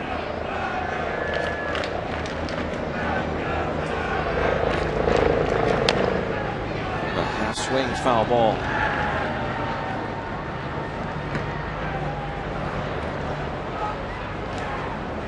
Batting .393 against Pirates pitching this season, Ryan Zimmerman. 6 hits and 13 at bats in the series. Bench coach Gary Varsho. Some signs. Varsho, the person in that Pirate dugout that takes care of the running game. We talked about that earlier, how it's been taken out of the catcher's hands over the last couple decades. And now everything comes from the bench. It's not the catcher's responsibility anymore to handle the running game, to call and pick off throws, pitch outs, that sort of thing. Whoa, Zimmerman hit hard by the pitch. Morton's going to be somebody that hits a lot of people. He's got that running fastball, and every time he tries to throw a fastball on somebody's hands, there's a chance that it's going to take off and catch him in the shoulder.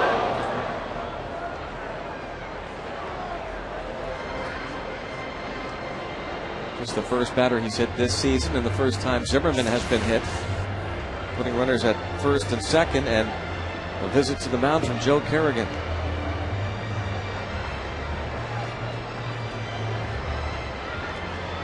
Morton will be facing Adam Dunn. All tickets purchased through Friday. The Pirates will pay all service fees. This deal includes any ticket purchased for any of the remaining Pirates home games for the rest of the season, so don't miss out on the great promotions, post-game concerts, fireworks, and more. Go to pirates.com/no fees or call toll-free 1-800-BUY-BUCKS.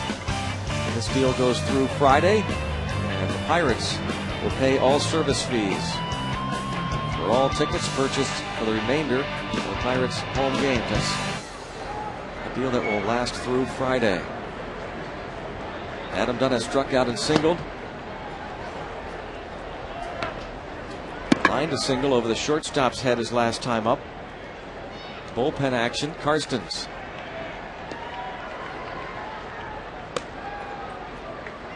Morton at the 80 pitch mark.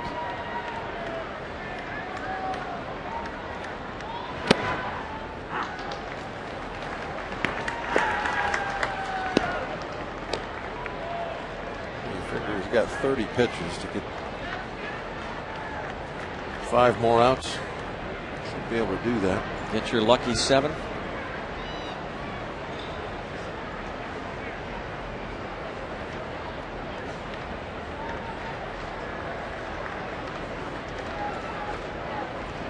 Part of the formula to win.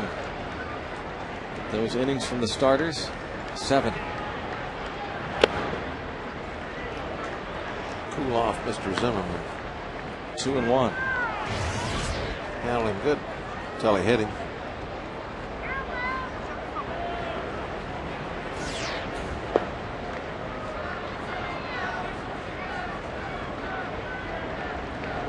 The dangerous Adam Dunn at the plate. A run in. Hard to left field.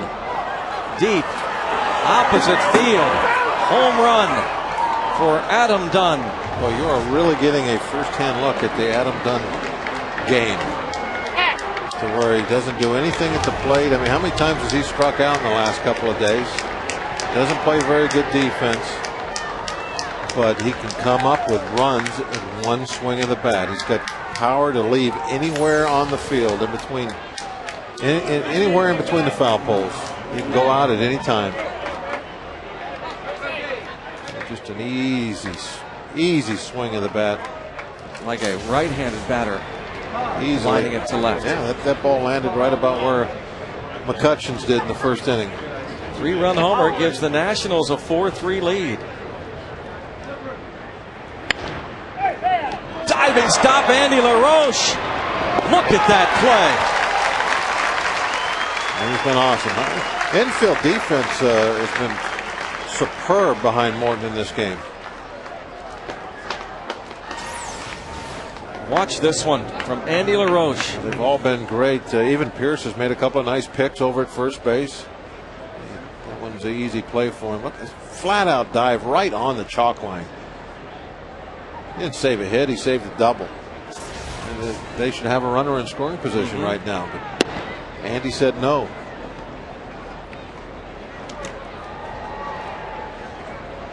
Talked to Perry Hill earlier in this game about Andy LaRoche. Nobody's been playing better defense at third. Fly ball toward the line and out of play. Watch Andy LaRoche rob Willingham of a double.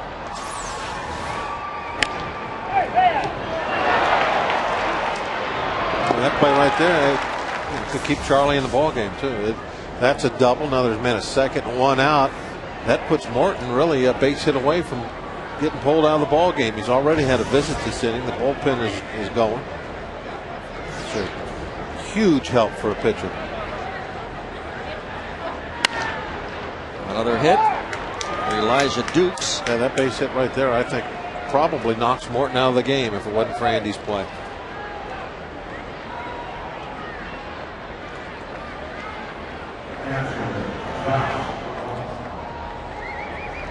Charlie Morton had given up 2 hits coming into the inning, and now has given up 4. Through 5, he was outstanding. 2-hit shutout going.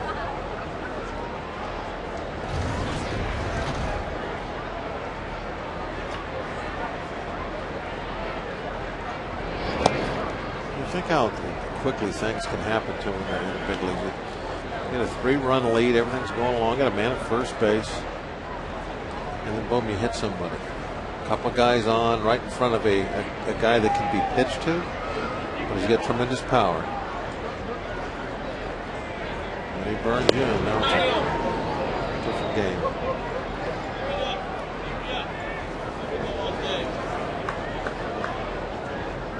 I guess he had a 2-run lead. 3-1 at the start of the inning. 3-1 when Dunn came to the plate. Pitch out. Dukes has attempted 9 steals. He's been caught 7 times.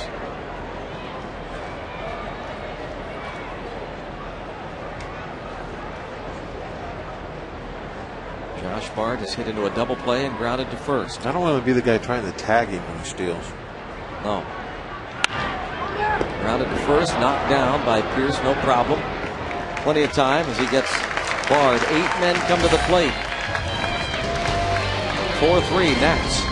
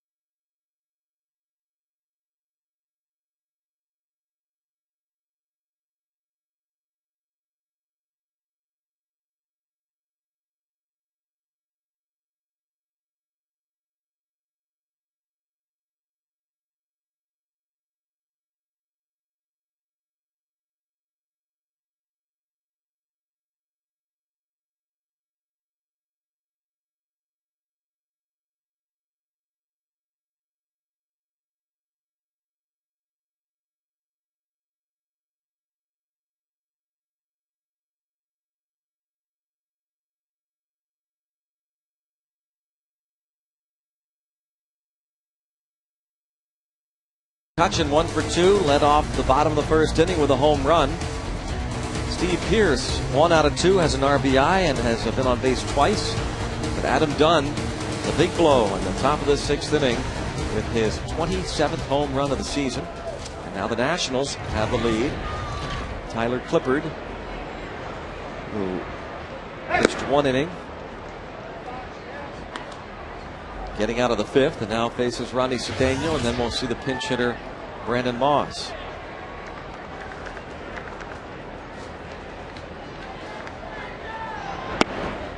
Cedeno has looped the ball to second and hit into a force play at short.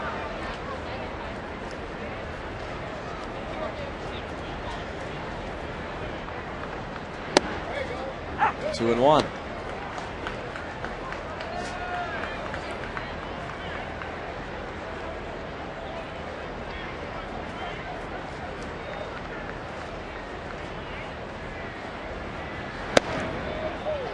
And now 3 and 1. A nice start. A free pass. Somebody with very good speed. Leadoff hitter aboard. Pain at the knees. It's a heck of a 3-1 pitch.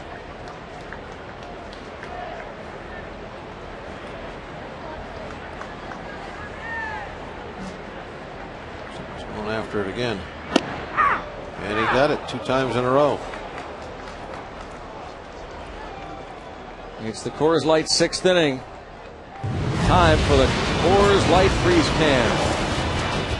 Outstanding defense. Ryan Zimmerman tonight has played the hot corner extremely well. One of a handful of fine defensive plays. Moments ago, you saw Andy LaRoche rob Josh Willingham of a double. Coors Light Freeze Can brought to you by Frost Brewed Coors Light, the world's most refreshing beer. Brandon Moss is called back. Jeff Salazar will bat instead with Charlie Morton. It'll be difficult to go around baseball tonight and find a game that matches up 2 better fielding third basemen.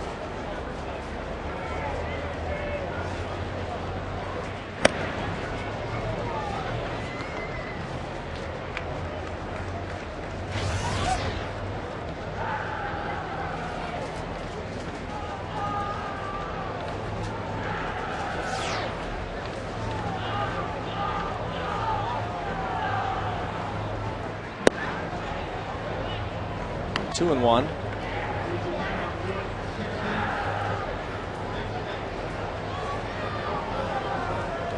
Salazar. He's got a little pop in his bat. Haven't seen that yet. We saw it in spring training quite a bit. Take an extra base hit right now. Came to the big leagues with the Rockies in 2006. Last couple of years before this one in the Diamondbacks organization, the Oklahoma City native.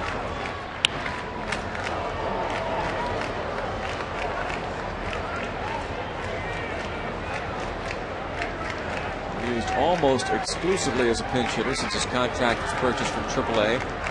1 for 15 overall, 1 for 12 off the bench.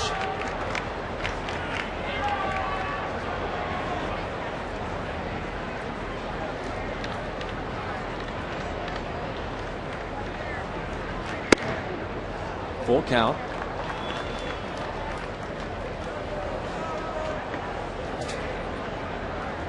Bucks need a run to get Charlie Morton now off the hook as Morton goes 6 innings, gives up the 4 runs on 6 hits.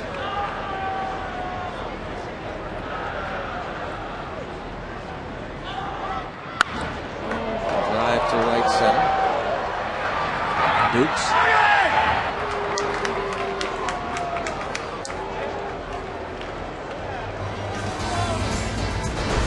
The Aspendell play that made you smile.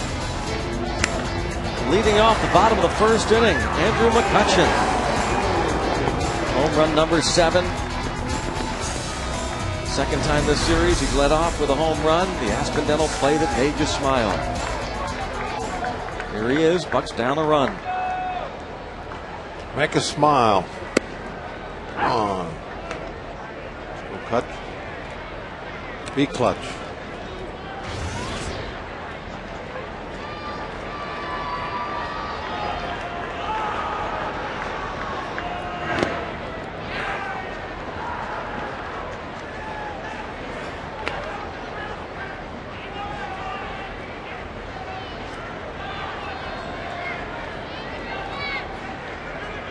against guys with 2 outs. You're always looking for that extra base hit. You'll even take a walk though with Andrew because he can easily steal second base, get himself in the scoring position.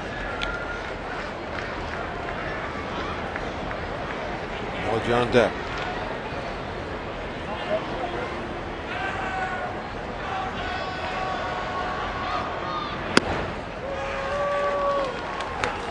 Clippard,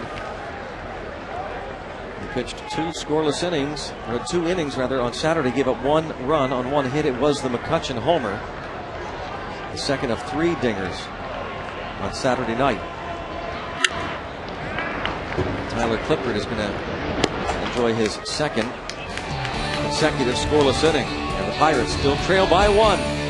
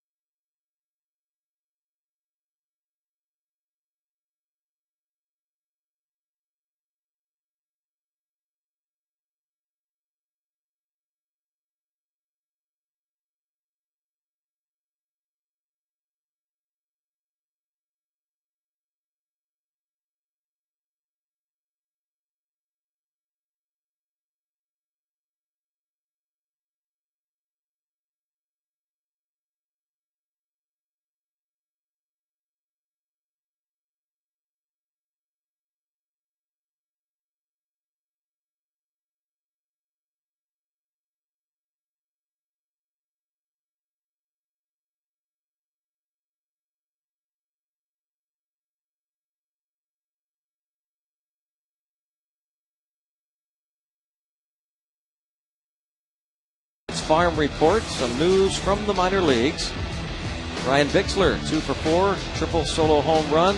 Chris Barnwell, 2 for 3 of the solo homer, and Eric Hacker, 6 innings of works, a couple of runs, 7 strikeouts for Eric Hacker, who was picked up a few weeks ago. Phil DeMatre is in Pittsburgh until Wednesday, and a chance to see the Pirates doctors during his rehab. He's scheduled to head to Indianapolis. Bixler kind of fell off the radar for quite some time. He's trying to become a blip again. Yeah, he is. So is, I'll tell you another guy who is trying to do that is Neil Walker. Yeah, both those guys we haven't heard much about, but I know Bixler, I've looked at his last month. I mean, he had a very, very strong month of July. Walker been hitting better? Yeah, a couple more hits tonight. If I'm not mistaken, I think he had 3 hits last night. In fact, went 3 for 4. And Jeff Clement had another home run last night, by the way, in case you missed it. One of the players the Pirates got on the Mariners trade. His first 2 at-bats at AAA Indy were home runs over the weekend. Tyler Clippard looking for an extended relief outing. Jim Riggleman looking for anybody out of that bullpen. Can put up some zeros. It's the worst bullpen in the league. ERA of 5.28. The Dodgers have the best team ERA for their bullpen, 3.27. Pirates are 10th in the 16-team National League. Sean Burnett said he got fired up, adrenaline going when he was booed yesterday when he was announced in the 6th inning. Clippard goes down. Down goes Clippard. Kind of late in the game for Carstens. Huh? coming in the 7th. He's been used as that long guy. Basically, that's been his job since he's been moved to the bullpen. The way he has pitched and the changes that have been made, maybe we're going to be seeing him later.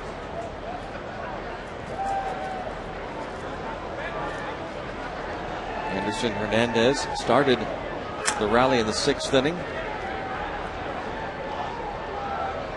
Leadoff base hit, scored on the Guzman single. 1 ball, 1 strike.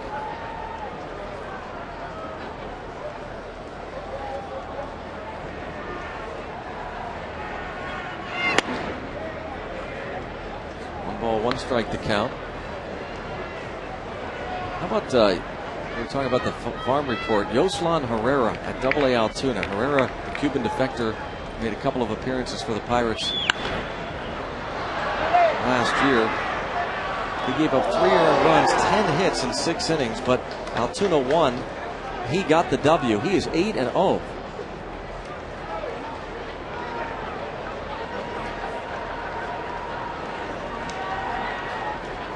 Somebody's trying to get back onto the radar. Swing and a miss.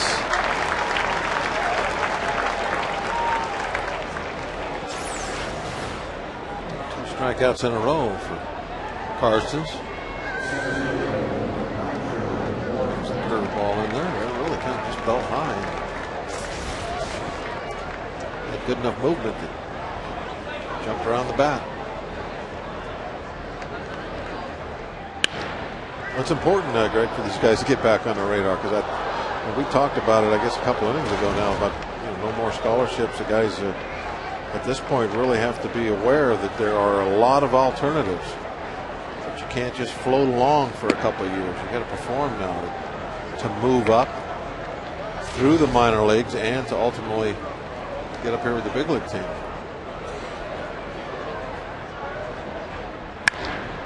Out the middle.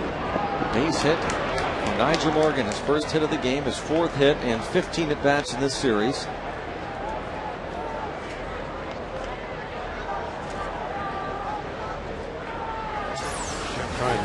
Thinking about barehandedness. Watch the barehanded. Went up and decided against it. I don't think he would have been able to get to it anyway. A lot of times all you end up doing is knocking it away from the shortstop, especially when a left-hand hitter hits that ball. The shortstop's playing up the middle. You're taking it away from him. Is he going? Hold, step off. See if Varsho can get a read.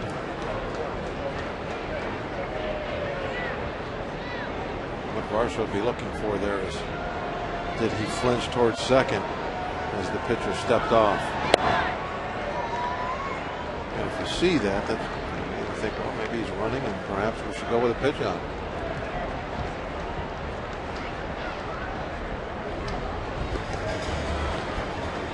1 ball, no strikes on Guzman.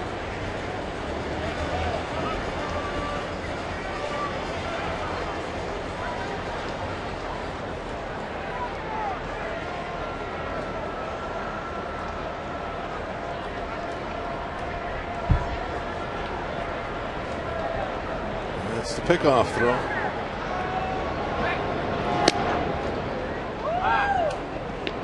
We got him the other night. Zollendorf? Zollendorf, that's right. I think he got picked off also by just a flat pickoff throw where he's going back to first. I think that was I'm sure it was Zollendorf. Zollendorf really developed a great pickoff move. He is super quick.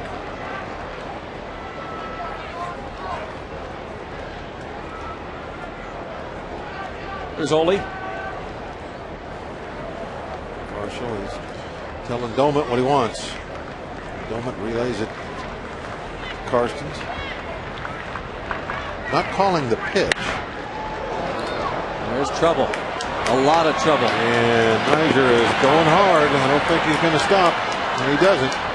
He will score, and heading to third base with a triple. Guzman, and the Nationals take a 5-3 lead.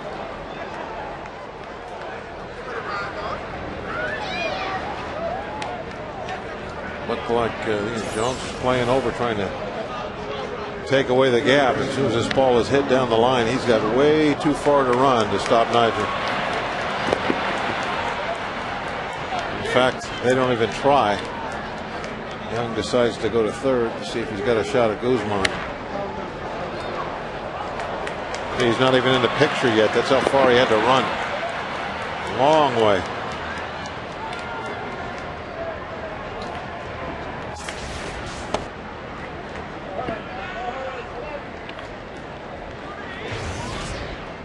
Two outs. Zimmerman at the plate.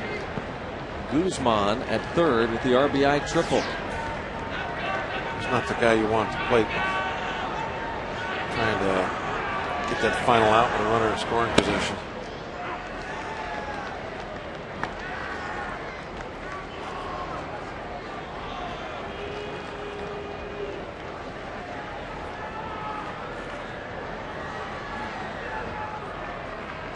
On the strike.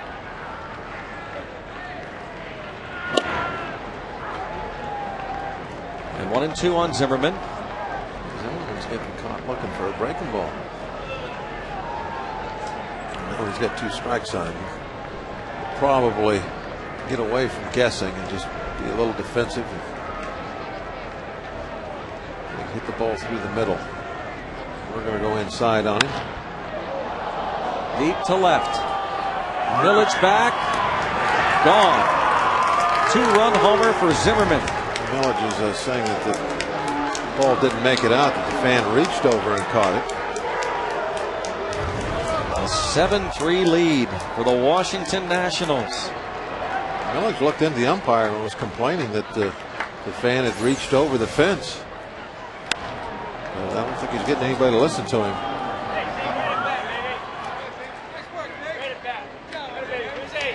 Yeah, he was leaning over, but I don't know if it was enough to overturn it.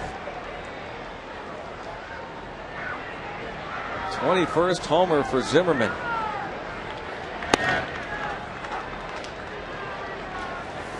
You got to remember where he's leaning over, the fence is angled. You're angling deeper.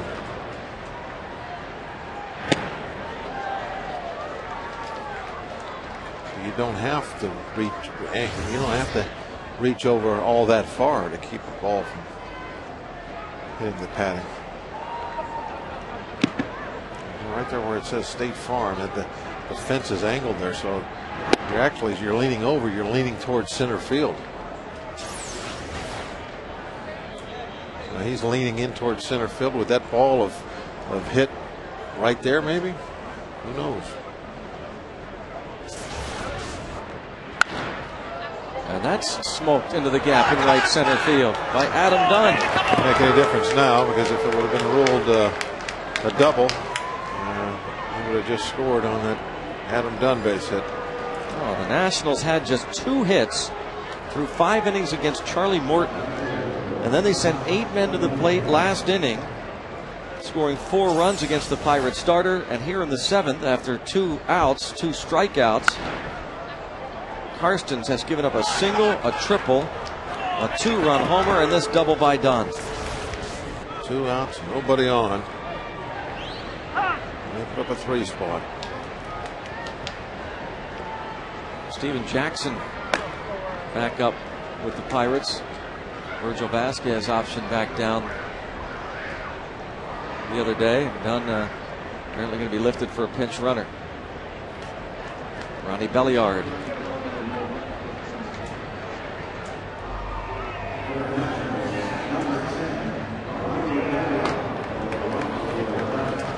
Dunn finished. Strikeout, a single, a homer, and a double tonight for Dunn.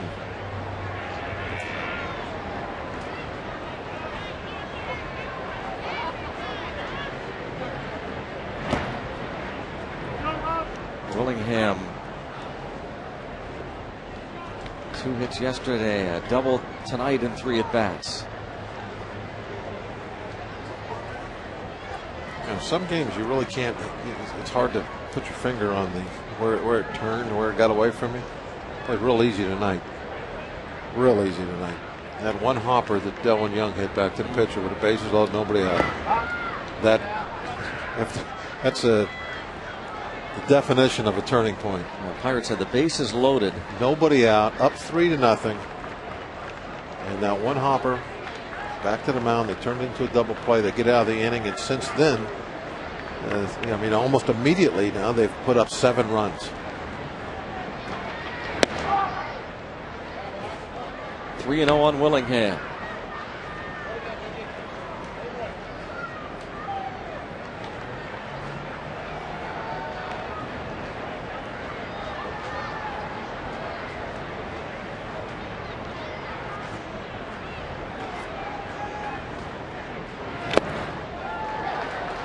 That really hurt Doumit. The ball 4 that got away. He couldn't even run after the ball. Sure where that hit him. Call a wild pitch. Did it get him in the knee? Oh yeah, got him on a shin guard again. Ideally, you want to try and get the shin guards down in the dirt. If the ball bounces up, it takes you in the thigh, and then because of that, it doesn't bounce away too far. It's a shin guard. It's going somewhere. Belliard goes to third on the wild pitch. The walk to Willingham.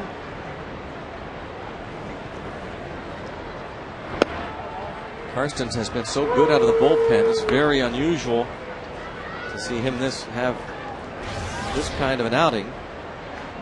2.81 ERA and 17 relief appearances since his last start June the 5th in Houston. Another hit, and it's 8-3 Nationals. Everything with 2 outs, nobody on. This is a disaster for the Pirates and for Karstens. Really, I am pretty amazed. He has been just outstanding coming out of the bullpen, but it has all come undone tonight. John Russell now, the slow walk out to the mound. He's going to have to make a change. Karstens strikes out the first 2, and then everything gets away. Columbia Gas 8-1-1, call to the pen.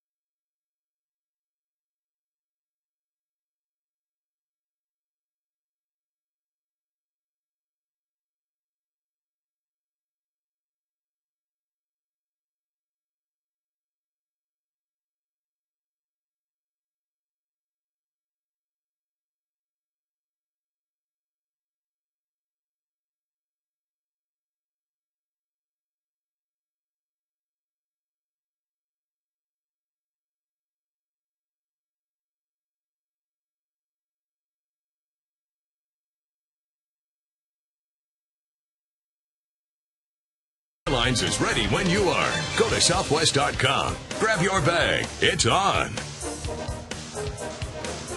Welcome back to Pittsburgh's PNC Park, where things were looking good at the start for Charlie Morton. Pirates had a first inning 3-0 lead. Then Everything got away from Morton in the 6th, and after a good start for Karstens, he gives up the base hit, the triple, the home run, double, a walk, another base hit, and it gives way to Steven Jackson and makes his return. Recalled Sunday from Indy, made 7 appearances for them after he was optioned on July the 8th.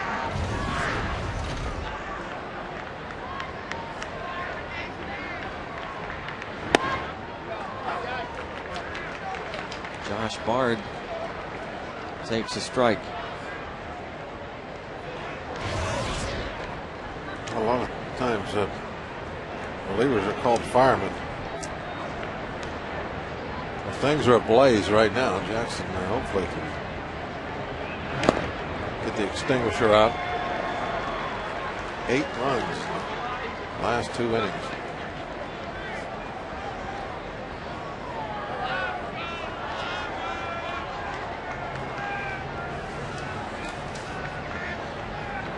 Pirates, I'm sure, really hoping to take 3 out of 4 from the Nationals.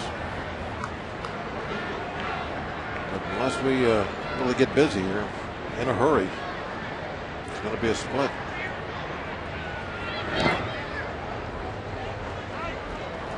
You mentioned, though, their bullpen, bad numbers. We still got 9 outs. Not over yet. Pirates have to bear down, and well, the main thing is now our bullpen. You got to be pretty much perfect the rest of the night. We got to have to score 9 runs right now to win this game. certainly have to get it out. So you got to keep it no greater than that. Have to stop it. It's just zeros the rest of the game. Whoops! Past Bard almost hit him. Another wild pitch in the inning. This was a little too far inside.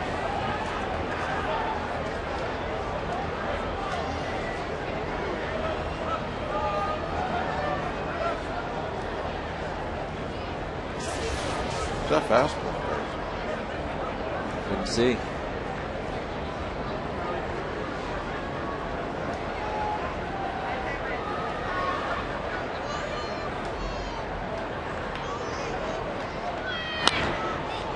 Right field, Jones coming on, and he's there.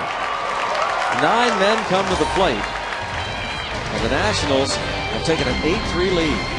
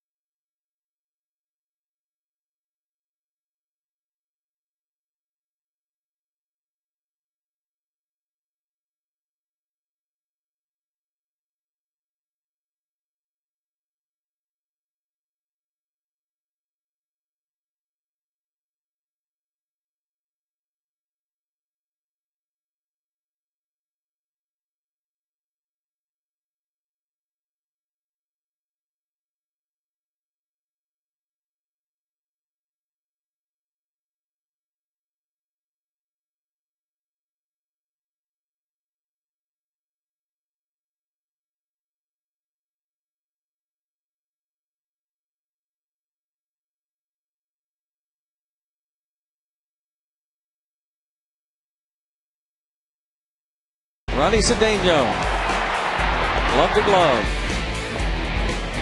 And then this assist, a nice pick by Steve Pearce. A couple of fine plays by Ronnie Cedeno, tonight's Mercedes-Benz E-Class Attention Assist of the game.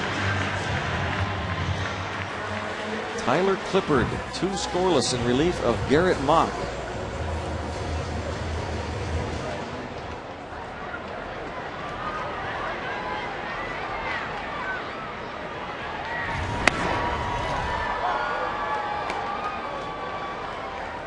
Ronnie Belliard at first after pinch running for Dunn. Be nice to see Clipper get a little wild, maybe a couple of walks. Give us a little helping hand towards some kind of a comeback.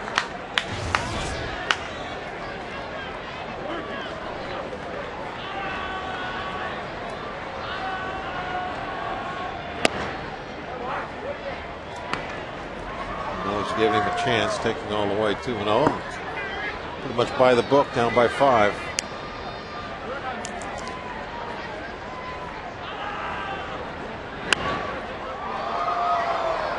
Two and 2 on Lastings Millage, the former first-round pick of the New York Mets 4 years ago out of Bradenton, Florida.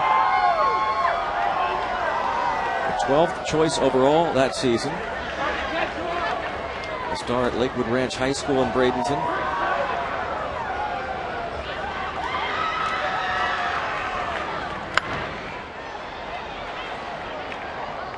Two and 2, of course, Bradenton, Florida, the Pirates spring training home. And he, as a youngster, would attend Pirates spring training games at McKechnie Field during school field trips. Well, he definitely has got to be fired up about this new start. No preconceived notions. Great opportunity for him. And it's going to be a lot of fun in spring.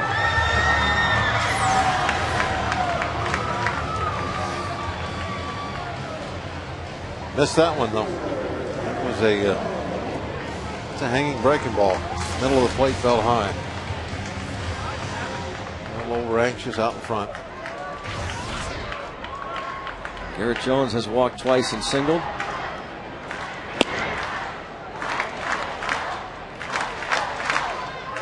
Garrett in the same boat as everybody else now. He's having to take. See if he can get Clipper to do us a favor. Get a little wild. That's what you have to do. You're down by this much late in the game. And the whole reasoning behind that is you look at statistics, odds. You don't make a big comeback, 5 runs or more, real late in the ball game unless you do get a couple base on balls. You can't go up there swinging at the first thing you see. Like this, Ryan Zimmerman in that shift playing the shortstop position throws past Ronnie Belliard, who's not much of a first baseman. It's a bad combination. He wasn't on this play. Zimmerman backpedaling, and well, he bounced it about maybe an inch and a half in front of his glove. Man, might not even have bounced. Give the error to the first baseman. Now, did this ball even bounce? They did. They did. Yeah, that's correctly ruled an error on the first baseman. He just whiffed on it. Wow. Third error of the game charged to the Nationals as they approach 100 miscues on the season.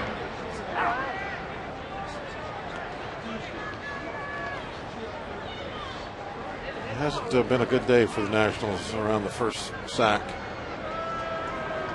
Not getting a stellar play from first. Well, okay. We got a little help. Do something with it.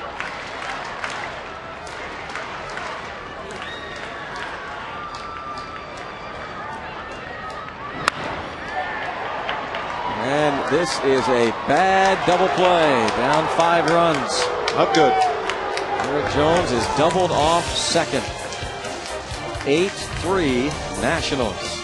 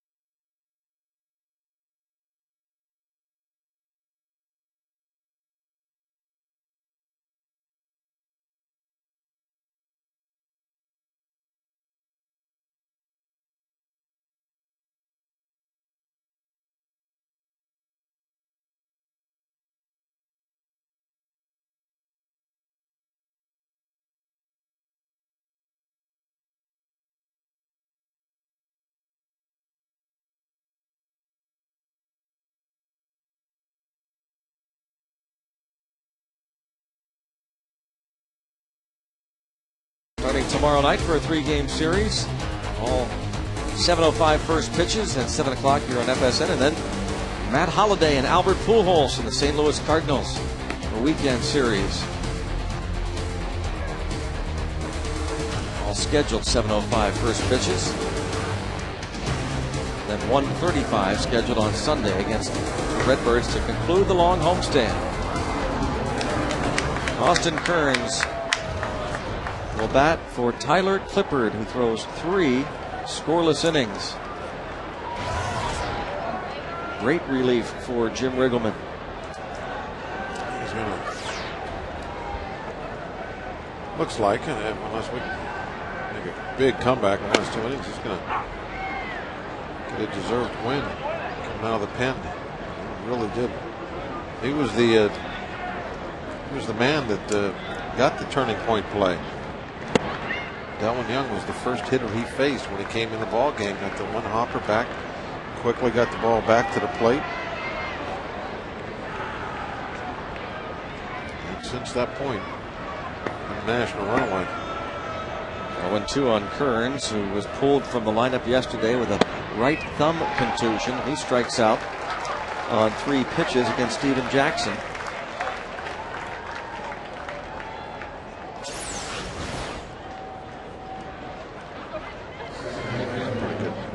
Spot for that off-speed pitch.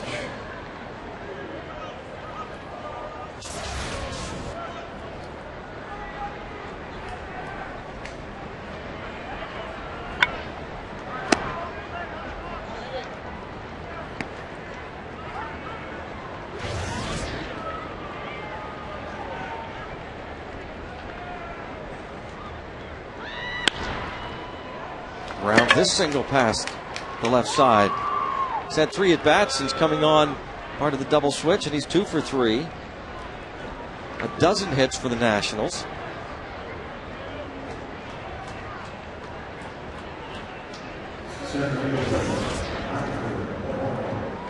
Elijah Morgan, 1 of the 12 hits. Nationals team batting average coming into this game, .265, 4th best in the National League behind the Dodgers, Astros, and Mets.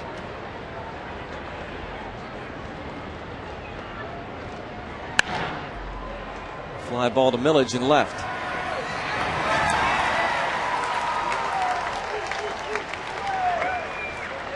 Second out of the 8th. Well, one thing that you do have to give the Nationals credit for is they've held things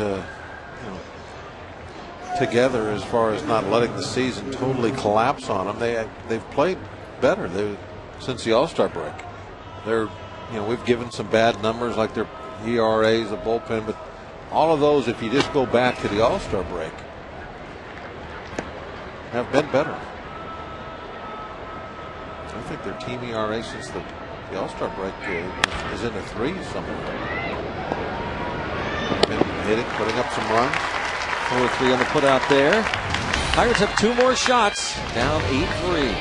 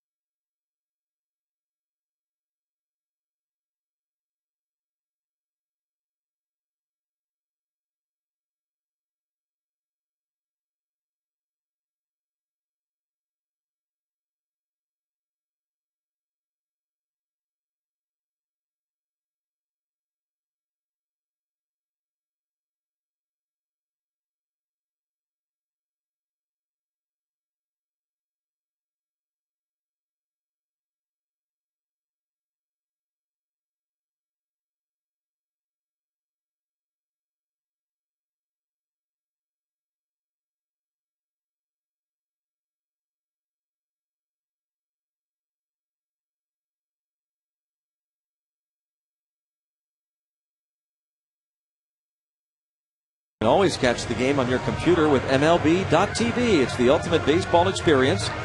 Featuring 100 out-of-market games per week live on your computer, you can catch those you miss on demand. For more details, visit Pirates.com, where baseball is always on. Jorge Sosa takes over the 8th inning for the Nationals after Tyler Clippard went 3 scoreless in relief of Garrett Mock. Sosa gave up a leadoff home run to Delwin Young in the 7th inning yesterday before giving up a single to Andy LaRoche. Then LaRoche was picked off first.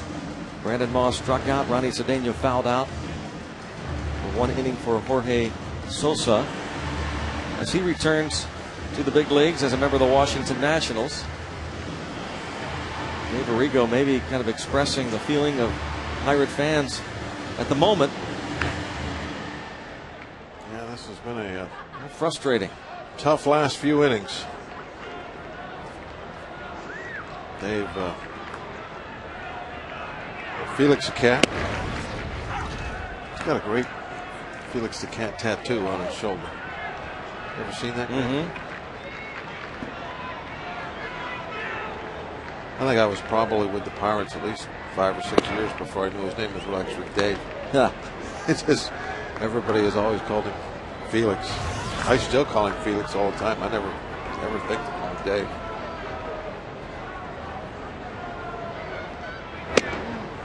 I still recall probably his most embarrassing moment as a photographer. You get the team out there for the team picture day. Somebody alerted him. Get the for team picture day, and that's the players getting them all out there, all dressed in their nice crisp game white uniform and all that. It's kind of it can be a big deal, and it's kind of tough. They don't want to stand there. Usually it's a little warm. They're all yelling. All of us are going, come on, let's go. And Dave's taking. Got to take 15, 20 pictures at least. You got to get one right after another. Steve Pearce starts the inning off with a hit. He's safe. Certainly didn't want to be thrown out. No, he didn't want to be thrown out. A little bit of a gamble, but the result was good. So, all right, my boy, he gets thrown out there. What a mistake that is. And he's trying to impress. Every opportunity he gets out there, he knows what we've been talking about with no scholarships. There's people pushing all over the place. He gets a start. He's got to do something with it. All of them do. But anyway, back to Dave. He's taking all this grief. Hurry up, come on, Dave. And he's taking pictures. And somebody wasn't smiling. Somebody did this. Somebody did that. It seems to take forever for the players. Finally, it's all over. Everybody goes on their own way. The next day we get to the stadium, he had the wrong film in the camera. No. We all had to go back out there and do it again. Can you imagine everything he heard? I'm sure no one said anything. Don't worry about it, Dave. That's okay. And of course, it was told to us. We didn't hear there was the wrong film. For years, I believed, because everybody was told this, that he had no film in the camera. Nowadays, they don't use that old-fashioned stuff film. It's all digital. I don't have to worry about it now. Yeah, I think Dave said he had either had slide film in there or he needed to have slide film in there or didn't. I can't remember exactly how it went. That was obviously a long time ago. He does a great job. He's everywhere, capturing every possible moment, not only here at PNC Park, but all the events, charity events that go on. Caravan, 2-2 the count on Delwin Young, who hit the home run off Sosa in the 7th yesterday. His library of pictures must be incredible.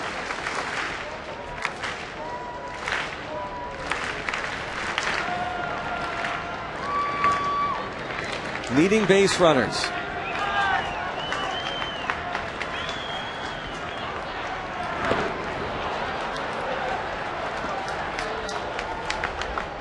Swing and a miss at the pitch in the dirt.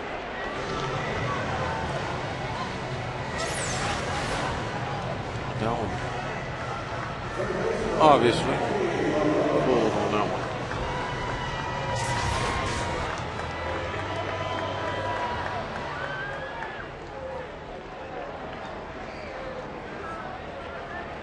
Andy LaRoche had a base hit in the third inning. 5 for 14 in the series.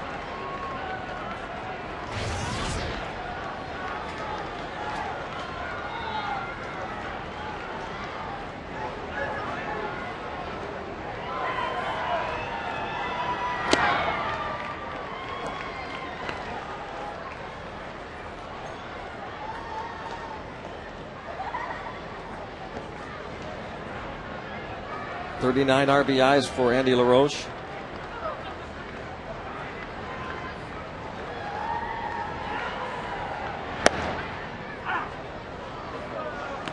Hitting close to 400 against the Nationals this season.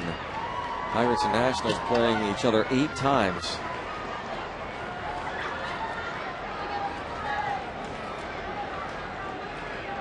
Donnie Veal in the bullpen for the Pirates.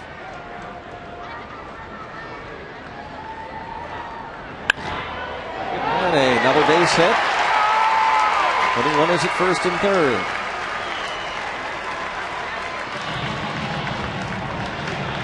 At that time, Pierce being very conservative on the bases. He actually took a couple steps back towards second until that ball got through the infield before he went to third. Keeping in mind the situation of the game. A little freeze, step back a little bit, and now moves up 90 feet. No reason to do any more than that. Down 8-3. You know, he probably got out to second base after he hit that double and started thinking about what he had just done. But thank goodness I was safe. I got to be a little more careful now. If you have a burning question about your Buccos, all you have to do is ask Teak for spot-on analysis and honest answers. Send your question to former Pirates pitching great Kent Tekulve at Pirates postgame at fsnpittsburgh.net. Ask Teak after the game only on Pirates postgame. Get honest answers and spot-on analysis. Ask Teak. Why are you saying honest? Reading the copy, Bob. Oh, Well, I'm a promo reader.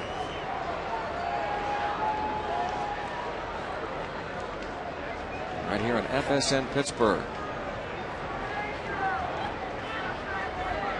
Ronnie Cedeno is 1 for 5 in his career against Sosa. That one hit a home run.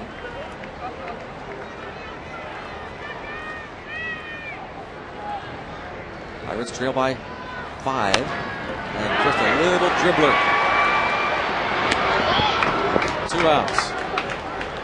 There's an example why you don't swing at first pitch when you're down by 5 runs late. Because that might happen.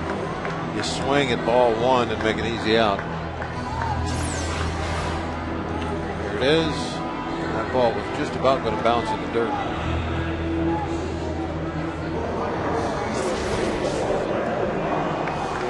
Pinch hitter Brandon Moss. Jim Riggleman will make a change. Sean Burnett going to come on again. Got the win yesterday. Columbia Gas 8-1-1. Call to the pen. Pirates trail 8-3 in the 8th.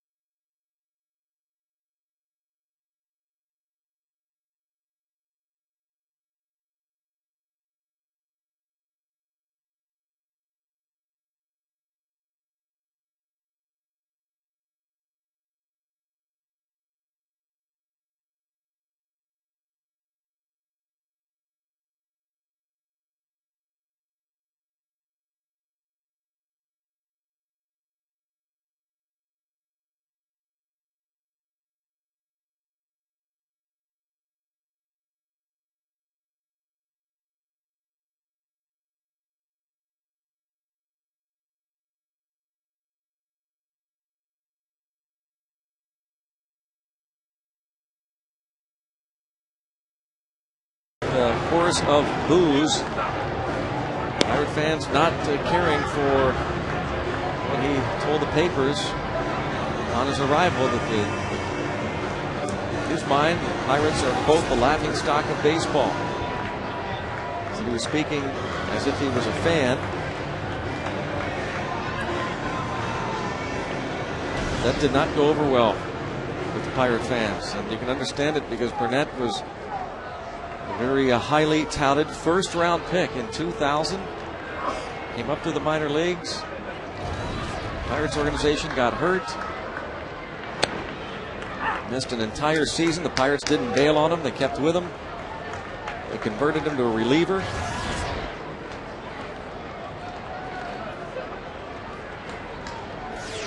Strike one on Brandon Moss.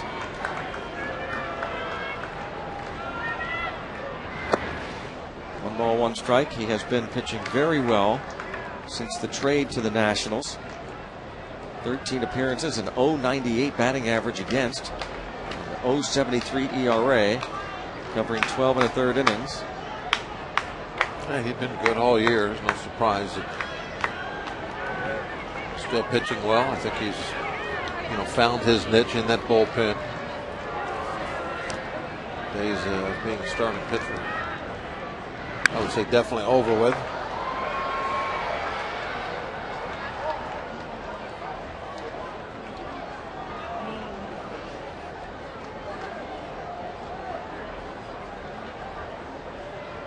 The Nationals start the day 33 wins, 72 losses, 27 games out in the National League East.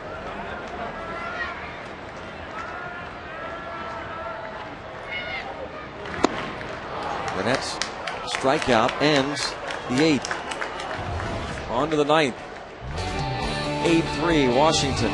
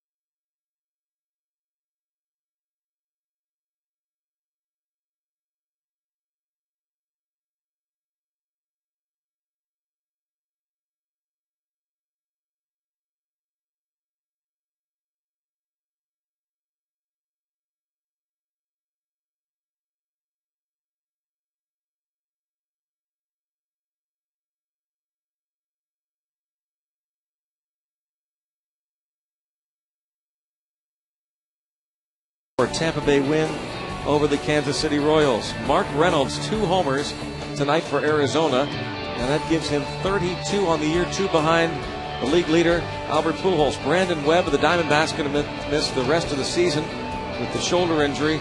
Miguel Cabrera, the Tigers, 3-run homer in a 6-5 win over Baltimore. Some news around the major leagues. Tom Gorzelani will make his Cubs debut tomorrow night. Figures to pitch at least 3 times anyway in Ted Lilly's absence, and then the Cubs say they'll decide. We don't know whether the Pirates will see him for sure when they make their next road trip.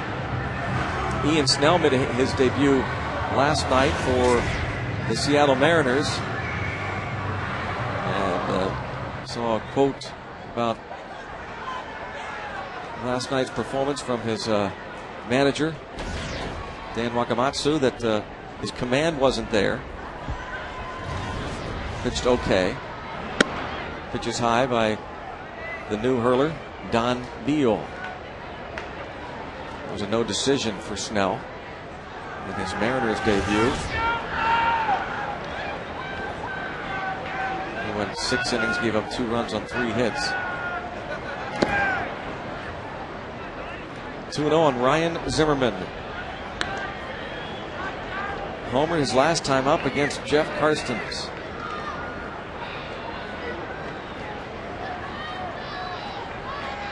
John Bravo and Tom Gorzelani traded to the Cubs. Pirates got 3 players in that deal, including Kevin Hart. He'll make his Pirates debut Thursday night here against the Diamondbacks.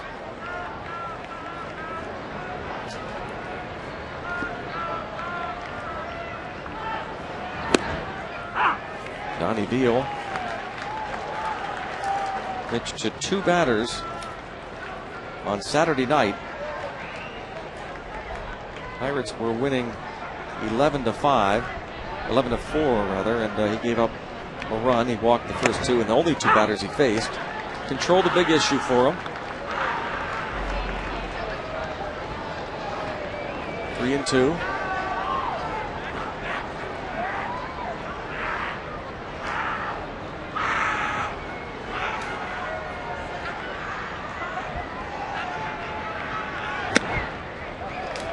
Walks another. It's 15 walks in 9 innings this year for Donnie. It's a huge issue in control, and it's difficult for him because to try and fix control problems, one of the ways that they can get better is the more you pitch. And the way usually control gets worse is through lack of going out on the mound.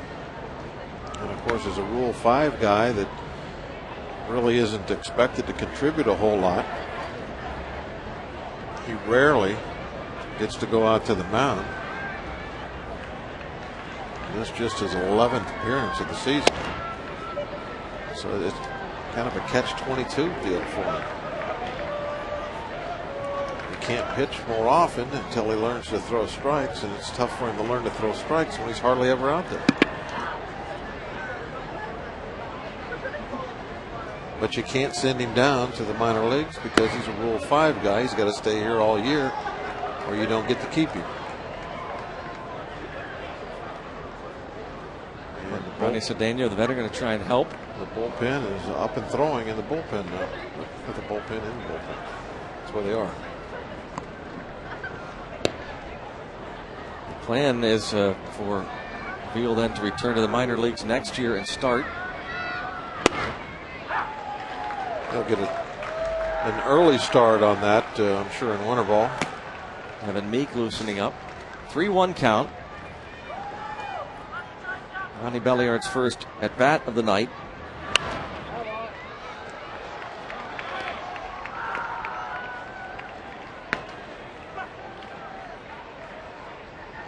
Full count.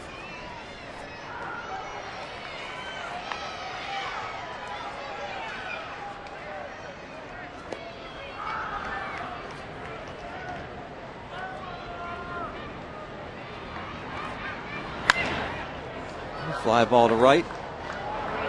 Garrett Jones retires Belliard.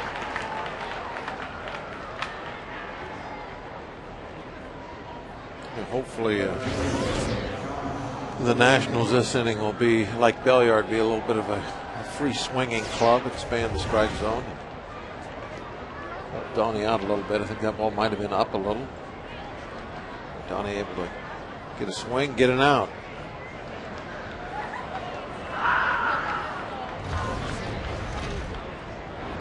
There we go. Oh, no. Need to call high. Josh Willingham has doubled, bounced to short, robbed of a hit by Andy LaRoche in the 6th, walked in the 7th. Change up misses downstairs. You The Doman has to make him pitch. You can't just out there and throw fastballs. You got to, mix in other pitches.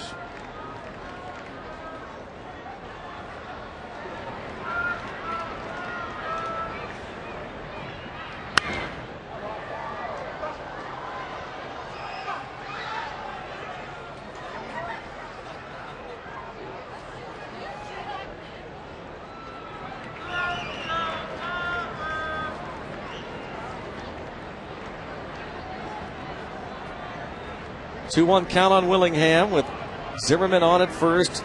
1 out in the ninth. Pirates trail 8-3. It's 3-1. Veal pitched all of last year at AA Tennessee. In fact, back-to-back seasons in the Cubs organization at AA.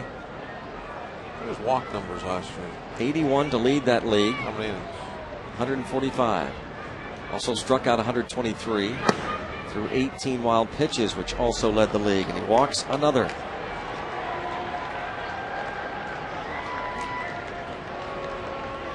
When you make this kind of a commitment to your roster, this Rule 5 type player, you really have to absolutely believe that a pitcher like Veal has an outstanding future.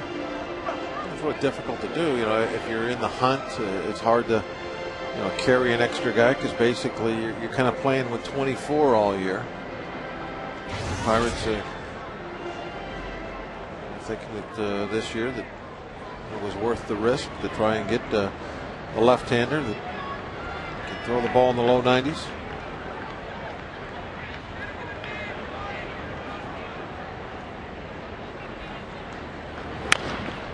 Elijah Dukes bounces it foul. He's been on base 3 times. That's the first time that Donnie's got strike 1. Hit it with a breaking pitch, too. Veal was a second-round pick of the Cubs in 2005.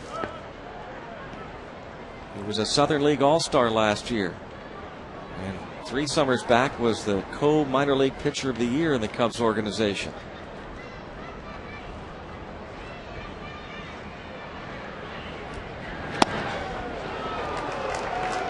A good breaking pitch there.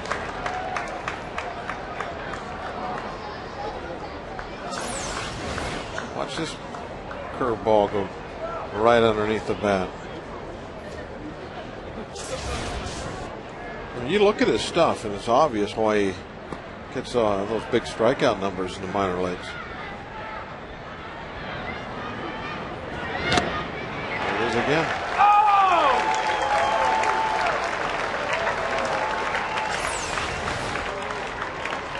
Another thing too about the minor leagues. When you're pitching in AA, you're going to get a lot more swings at borderline pitches. When you're throwing those letter high fastballs or breaking pitches that are down out of the strike zone, there won't be so many of those taken for balls. That's probably the biggest difference as far as walking people and not walking people in the big leagues as opposed to the minor leagues. Not everybody up here is real disciplined, but every lineup has a handful of pretty disciplined hitters in there that aren't going to chase bad balls. They're going to make you throw strikes.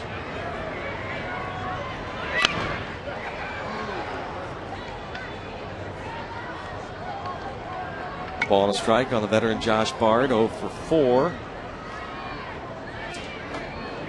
It's kind of part of learning the hitters in the league. One of the things is who makes you throw strikes and who can I get out without having to throw a strike.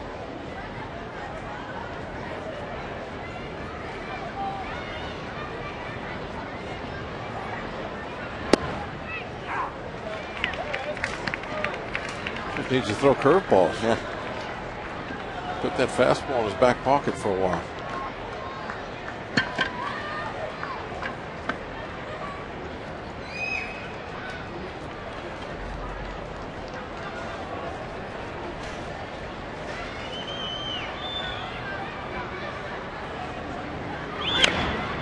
Still 1-2 on Bard.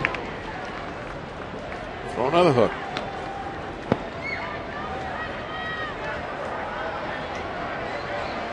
Bard signed with the Red Sox, a 1-year, $1.6 million contract over the winter, but was released in spring training, middle of March, signed about a week later by the Nationals.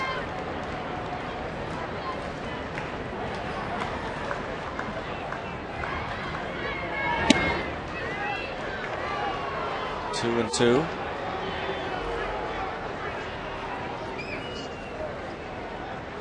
There's an example of a pitch that might get chased much more often in the minor leagues.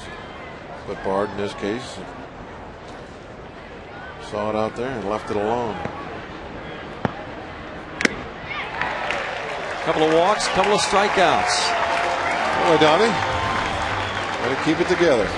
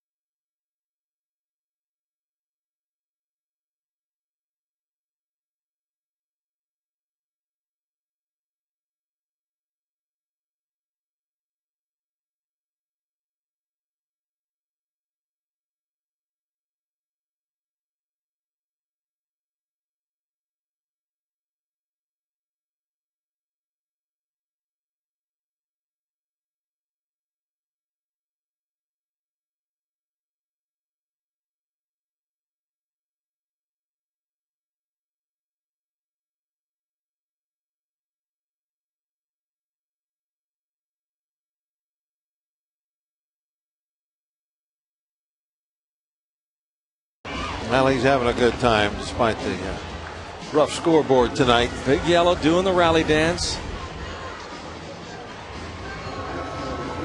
Andrew McCutchen family perhaps in the stands. And take a look at tonight's Barrel Automotive League leader stat. Most home runs this month. 3 days in for McCutchen. Barrel.com, definitely worth the click.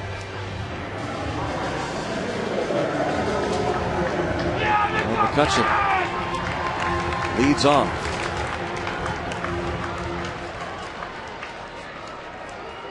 Against Logan Kensing.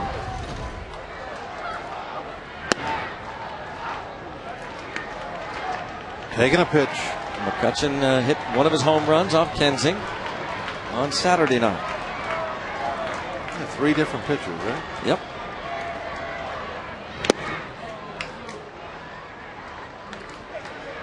No home runs now. Just 4 or 5 singles in a row will do it.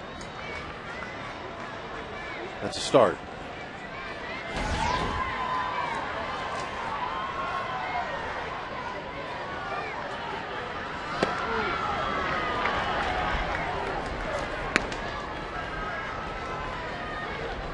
He walked in the second, lined to short in the fourth, and bounced to second in the 6th inning. Garrett Mock, Tyler Clippard, Jorge Sosa, Sean Burnett, and now Kensing gives up the base hit to McCutchen. That's what we're looking for. That's all we need. We need singles, walks, anything that is create base runners out there.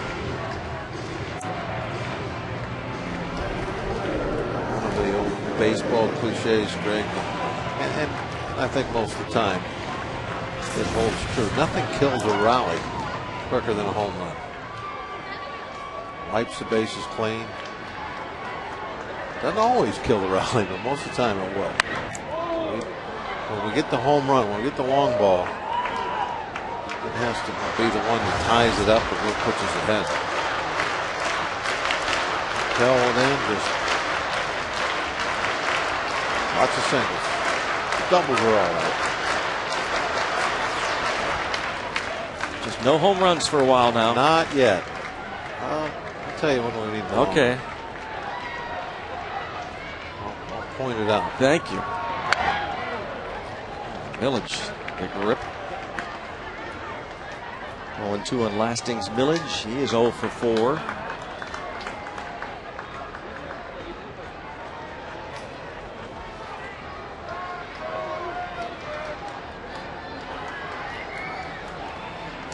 We need the home run about the time McCutchen gets his second at bat this inning. Hit to the right side, and Belliard throws to second to get the force there. A little bit better first base work this time from Belliard.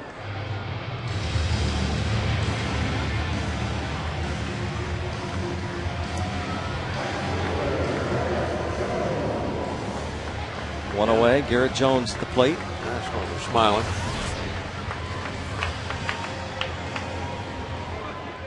Got the shift on again. So, why not bunt here? Oh, We need base runners. Right? absolutely. Belliard again to second and on to first. They won't double up. Garrett Jones. Swinging at the first pitch. I wanted to point out how there's no way they would ever get an out on a bunt. If you bunted the ball hard toward third base, you have a base runner. Here it is. Now, just hard toward third base, and now it's first and second, and one out. And you just keep building that way. Take what they give you. I mean, he could have hit the ball across the river over to Max and Irmas, and it really doesn't help us out all that much. We need to get guys on base. And when they just give you something, why not take advantage of it? Fly ball to right field. It's off the fence. Going ahead to second. Donnelly will wave the runner home, and he will score. The double makes it 8-4. And something to cheer about here late. Pirates cracked the scoreboard for the first time since they put up 3 in the first inning.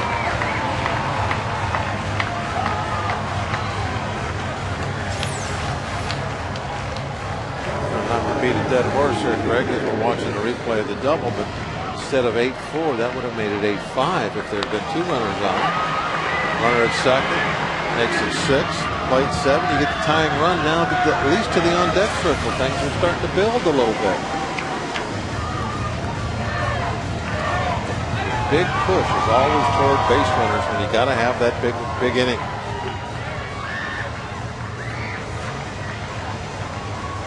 Caddy going out. Greg, who are we going to see in the next series, pitchers wise? Right here. Diamondbacks coming in tomorrow night. Zach Duke for the Buccos. Ismael Petit for the Diamondbacks. And then it's Ross Ollendorf against Doug Davis. Kevin Hart makes his Pirates debut on Thursday night against Max Scherzer. Duke Ollendorf and a look at Hart for the first time. Zach Duke. All right, no long ball yet. Just a single. Just get on somehow. Just get to first base.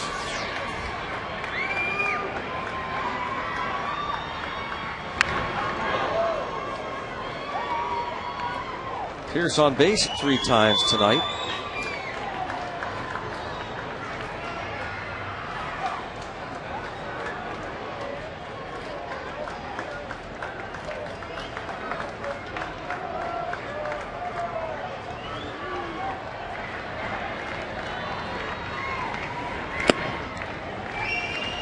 One ball, 1 strike on Steve Pierce.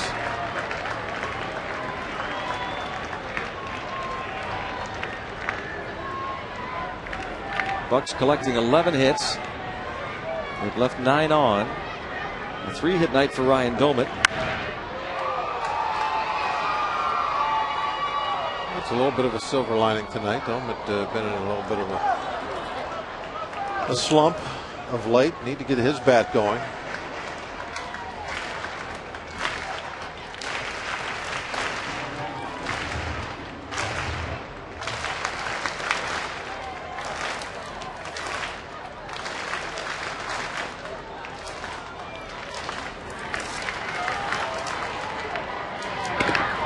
And it's 2 balls, 2 strikes.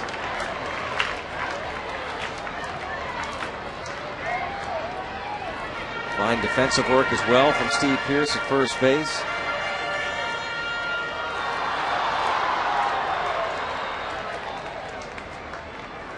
Zimmerman, strong defense.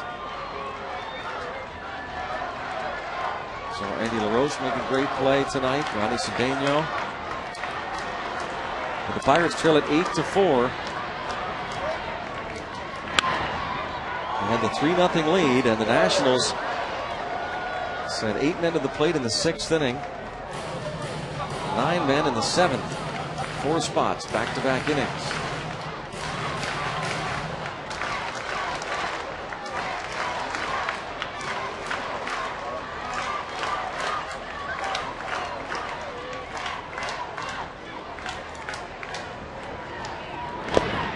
Full count.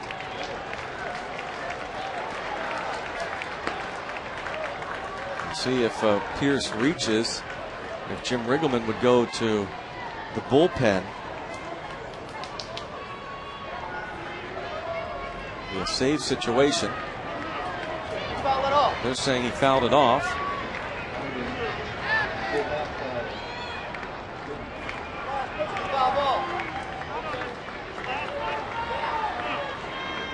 Last pitch, a foul ball, and the home plate umpire Tim Timmons said no.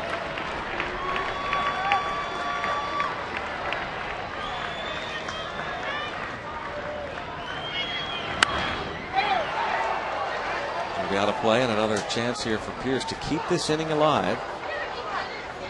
We might see Mike McDougald.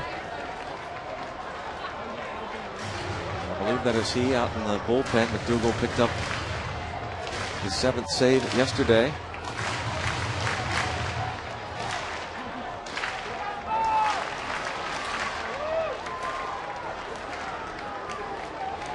We'll find out.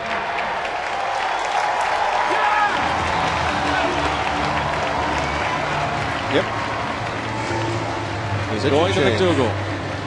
It becomes a save situation now. An 8-4 game. Riggleman will bring on Mike McDougald.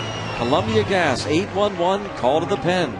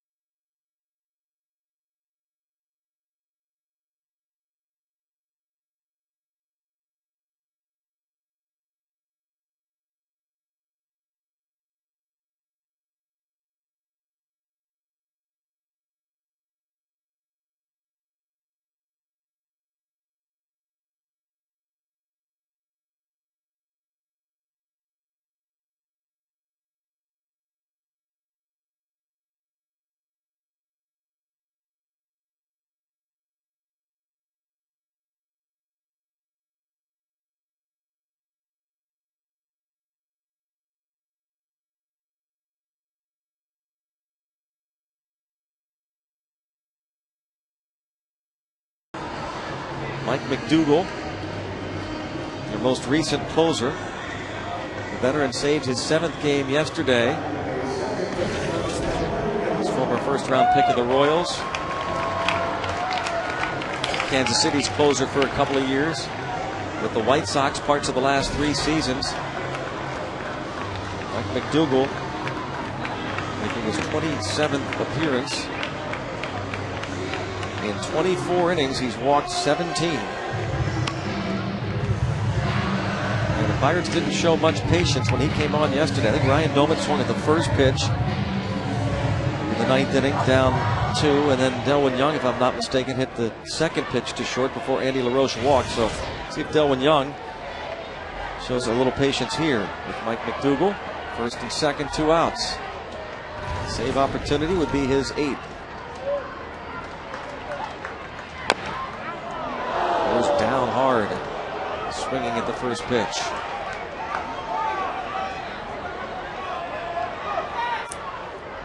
Man, where did that one hit? He did go down immediately.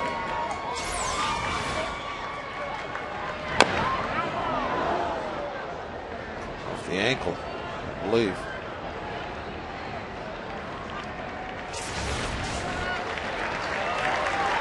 And Sandoval, assistant trainer, checking on him.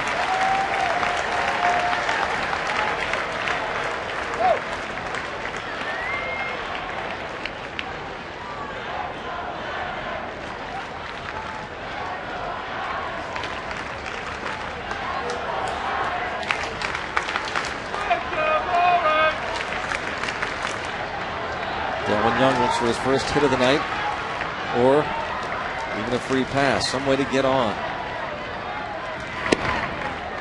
He's in the hole 0-2.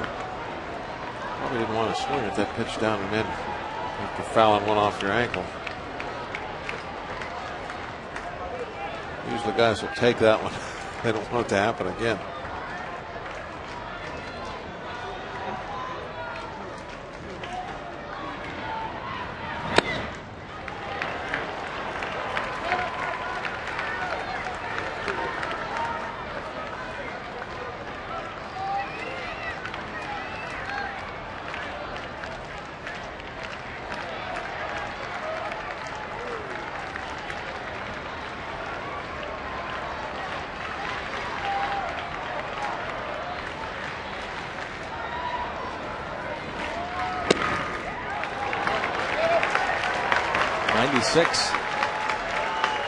On the radar, Andy LaRoche on deck.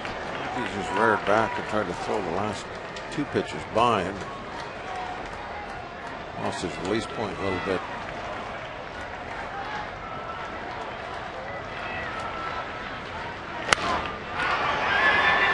Should do it. And the Nationals earn a split of this 4-game series.